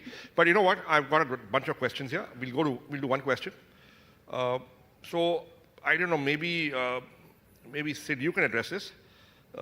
India gets its first major hardware investment, Foxconn, $20 billion. What is the future of hardware in India in terms of startups and tech? No, I think Sanjay, that's actually a fantastic question.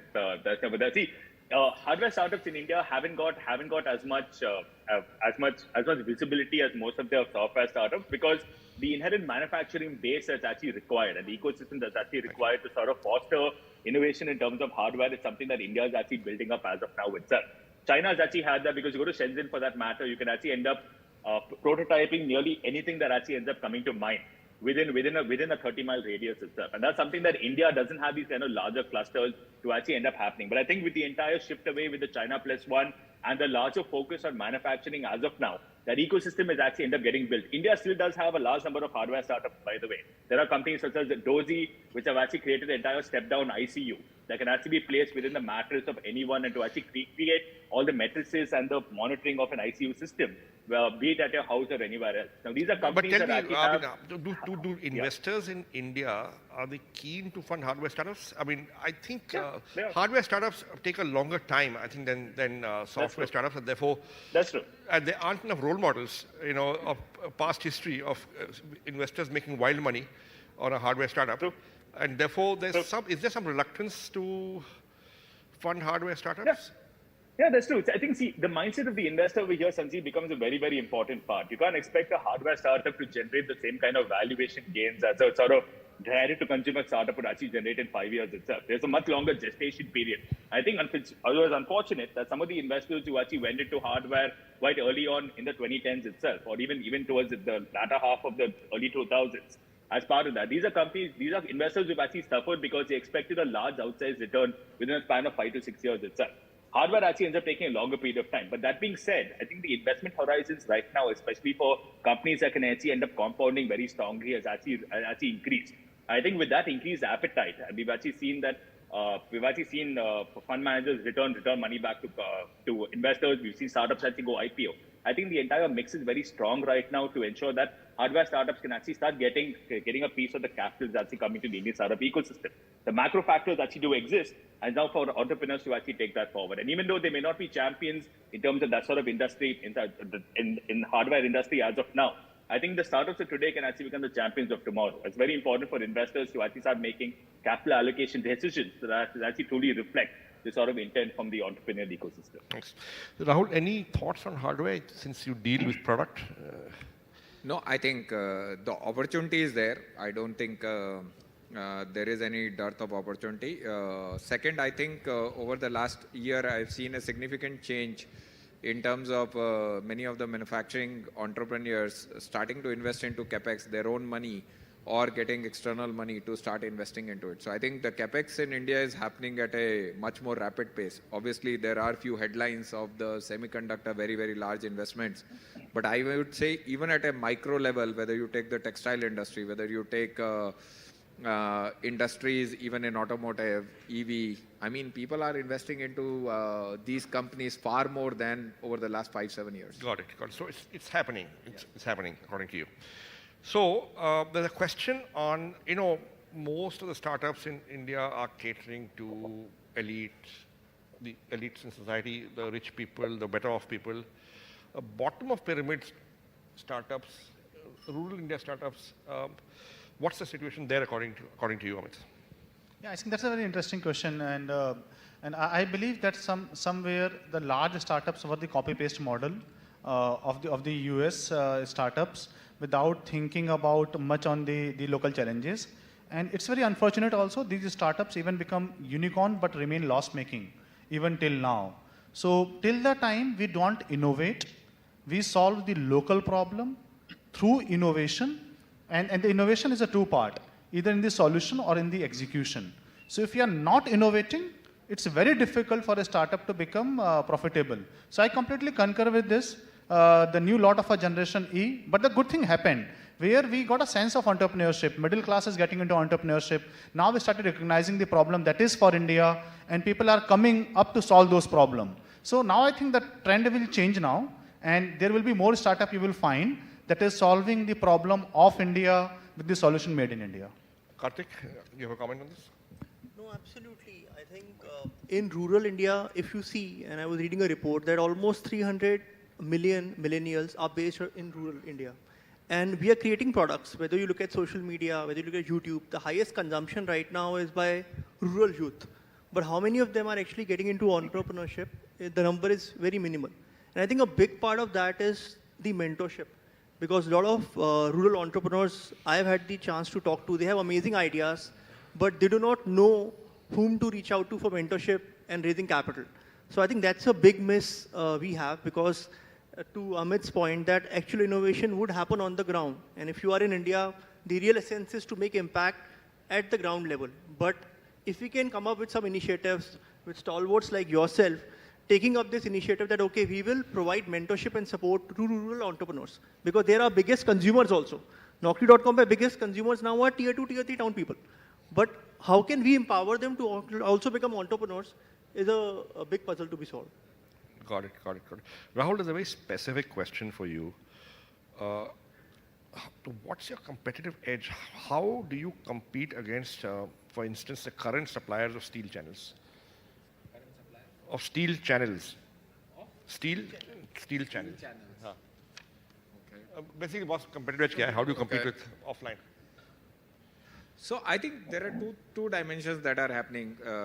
I think if I take the broader question, that there is obviously India was working in a certain manner before Moglex existed, right? And we are creating a better way of selling products, better way of buying products, better supply chain, and enabled using software as a technology, right? So that's what we are creating in that process.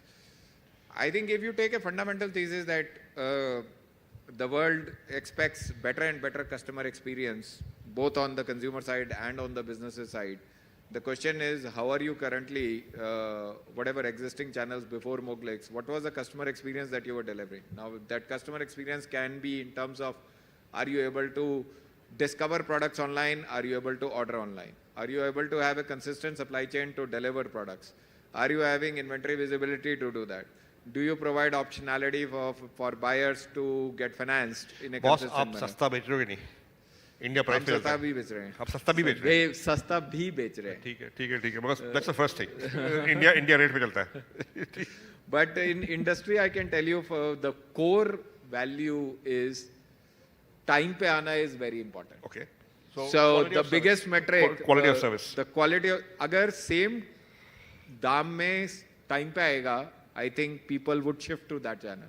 And I can tell you, before us, no visibility, 60% delivery on time. With us, we are still at 85% delivery on time, but with full transparent visibility, even if there is delay. So I think that remains, and we therefore call 3 parameters: consistent quality, equal or better pricing, and definitely better delivery. That's our pitch to the customer. Okay, that's his competitive advantage. So Sid, I'll come to you. And this is a question on governance in startups. We've seen a lot of commentary recently on governance in startups and sometimes the lack of it. So what's your view on quality of governance in startups? Is it good, bad, patchy? And what should be done and why is it important? I think so Sanjeev, that's actually a fantastic question. I think a large amount of the, I would say, hoopla around startups right now are actually over-indexed on about the four or five issues that have actually come out of an ecosystem that's close to 100,000 startups plus. I think that particular context is actually missing. Everyone looks at everyone looks at the state of governance against I would say, the 107 odd unicorns that the country is actually produced as of now. But they fail to contextualize this in terms of the larger ecosystem that's actually there. Now, the most important thing about governance is, I would say, the difference between intent as well as ability. Whether there is an intent for some of these companies to actually end up defrauding investors, defrauding shareholders, defrauding regulators, everything as far as that, and the ability for them to actually end up playing a large amount of that. I think the intent part is something that's actually been largely addressed through numerous interactions. Once you interact with startup ecosystem, none of them actually have the intent to actually end up subverting the law or to actually have any sort of short-changing when it comes to governance itself. That, I think, is a very important barometer. India's suffered for a very prolonged period of time because people actually had an intent to actually defraud people and to prioritize short-term gains over long-term losses itself. So what I hear you say is that intent is really important. Governance begins inside the head of the entrepreneur. That's right. And the intent of these guys is actually strong. And if you actually notice that given the frenetic pace of growth over the past few years, most of them haven't had a chance for their processes to actually end up scaling up with them. And now we're seeing a larger investment into these kind of processes to make sure that the issues that we've actually seen in the past don't actually end up coming forward in the future itself. Now, there are a large number of companies, and the thing about governance, Sanjeev, as you resonate with, governance is a lot like personal hygiene. When it's actually done, no one pays attention to it. But when it doesn't, it really does stink. I think that's the kind of stink we've actually seen right now. But all the companies who've actually followed good governance practices from day one, or even later on into a journey itself, they don't exactly get the same kind of press attention as the rest of them actually end up doing. And that the greatest vouching for that is the fact that investments into Indian startups still actually continues to rise despite whatever issues we've actually seen. Investors are still actually choosing to allocate money to Indian startups and Indian entrepreneurs. And that's a true testament to the fact that those were the cases we've actually seen over the past few months are actually outliers. And these are not the norm when it comes to the Indian startup ecosystem itself. Thanks. So Rahul, according to you, what are the top 3 or 4 things that early stage startups should be mindful of in terms of governance? So I would say early stage, you have limited sort of number of people. So I would say that the first important thing that I tell, and we incubate new early stage as well, that you have to be clear that solving the business problem is more important. The valuation is not as important. What are you doing for the customer is something that you have to keep in mind. Second, I think keeping a very strong check on cost is something that, because that is bleeding you every day, and you want to make sure that the cost is in check so that you can focus on solving the customer problem. Third, I would say, and India has 2 phases of compliance and this. I think the financial compliance is actually far more streamlined and easy to do now. I think if you put in place those structures, it's not very difficult for early stage company also to get the right accounting partner, GST partner, so on and so forth. I think that is the third thing that I would highly recommend. I think the legal side, there is still more reforms probably required to get the number of laws and so on and so forth in place. And the fourth is, I think, build a very strong culture, because a lot of what you build at 25 people, when we launched, we were 25 people, and now we are 1,700 people across multiple locations. I think if you get those culture elements of why they are excited about solving the problem, why do they want to work in this sector, how long they are going to be there with the company building it out, because it's going to be a 10-year journey. I think if you get those roots in place for those 25 people, as you scale to 100, 200, 500 people, you will be able to replicate many of those things. Thank you. So there's one other question which I will put to Amit and then to Kartik. Any regrets? What is your biggest regret, yaar, पिछले 10-20 साल में? Okay, so I think what my understanding of a data-driven startup was, that was wrong when I started this company. So, and I will also encourage other entrepreneurs, right, whose some understanding was wrong, but later on they got corrected. That is something that they should share with the budding entrepreneurs, the new generation of entrepreneur. I would say how it was wrong. So the data business is very interesting business where beneficiary is different from the customer. Beneficiary is someone who get a service, in return you pay in the form of a data, like Google Map, right? You pay in the form of a data to get a free service from a Google Map. Then the company aggregate this data to sell it to the customer. But to do that, to accumulate that amount of a data in a real time in that fast-paced manner, you need a very solid IT in the backend and very solid purpose where people will not lie about themselves. People will give you the quality and correct data. आपने गलती क्या की? What do you regret? So this is the understanding that I didn't have, and I started building a data-driven startup. Okay, fine. So better understanding of the ecosystem, the environment, the customer, right? Any regret was. And then I've got one question for you specifically. I could meet people like you early on in my life who could have mentored me and maybe written a check of $few million. That's a regret I have. There's a question from Mr. C.K. Sharma, President, CKS Foundation. Mr. Sharma, are you here? Yes, sir. Several years my senior from college, so I know him. So he's a friend from identifying him, right? So for you, Kartik, you are teaching e-learning to children from K-12. What facility do you give to underprivileged who are brilliant but cannot pay? So the initiative, sir, which I talked about, in which we work with Navjyoti Foundation, which is a disadvantaged community. They are basically post-Commonwealth Games in Pushta society where people had rehabilitated. We taught them at a highly discounted price. So the model was that we brought in other partners. For example, Dell Foundation came on board and they had a mandate to also, as part of their CSR initiative. In fact, what you talked about governance comes under the larger ESG initiatives, which all the companies now have. And as part of that, we subsidize a little bit of cost from such partners and foundations. And that's how we were able to sustain it. But the end user didn't have to pay anything. So there are models now in which you can, partner with non-profits, foundations, who can help subsidize some of these costs. So you can help these organizations. So listen, it's 5:59, or it's 6 actually, so our time is up. So just two comments, one from you, one from Sid. What single line advice will you give to early stage founders who are starting out? Rahul? I mean, I would say be excited about what you're building and just go build it. And it may be, depending on the type of company you're building, maybe a short haul to get to success first milestone, or maybe a long haul. But I think if you persist, I'm sure success will come. So persistence, just do it, get into action, bias for action. Kar do. Sid, any last comment for young startups? Yep. So Sanjay, I think the most important, the greatest piece of advice I can actually give them is not to make the same mistakes that people before them have already made. It's very important for them to actually end up talking to their peers, talking to investors, talking to larger startups, even industry for that matter, just to make sure they understand how their journey is actually done, some of the mistakes they made, and never actually repeat the same mistakes. So the job of a startup is to actually make new mistakes so that the next generation of entrepreneurs can actually end up learning. So long as you carry that forward, I think the entire ecosystem can end up compounding more sustainably over time. So make new mistakes, don't make old mistakes. Yeah.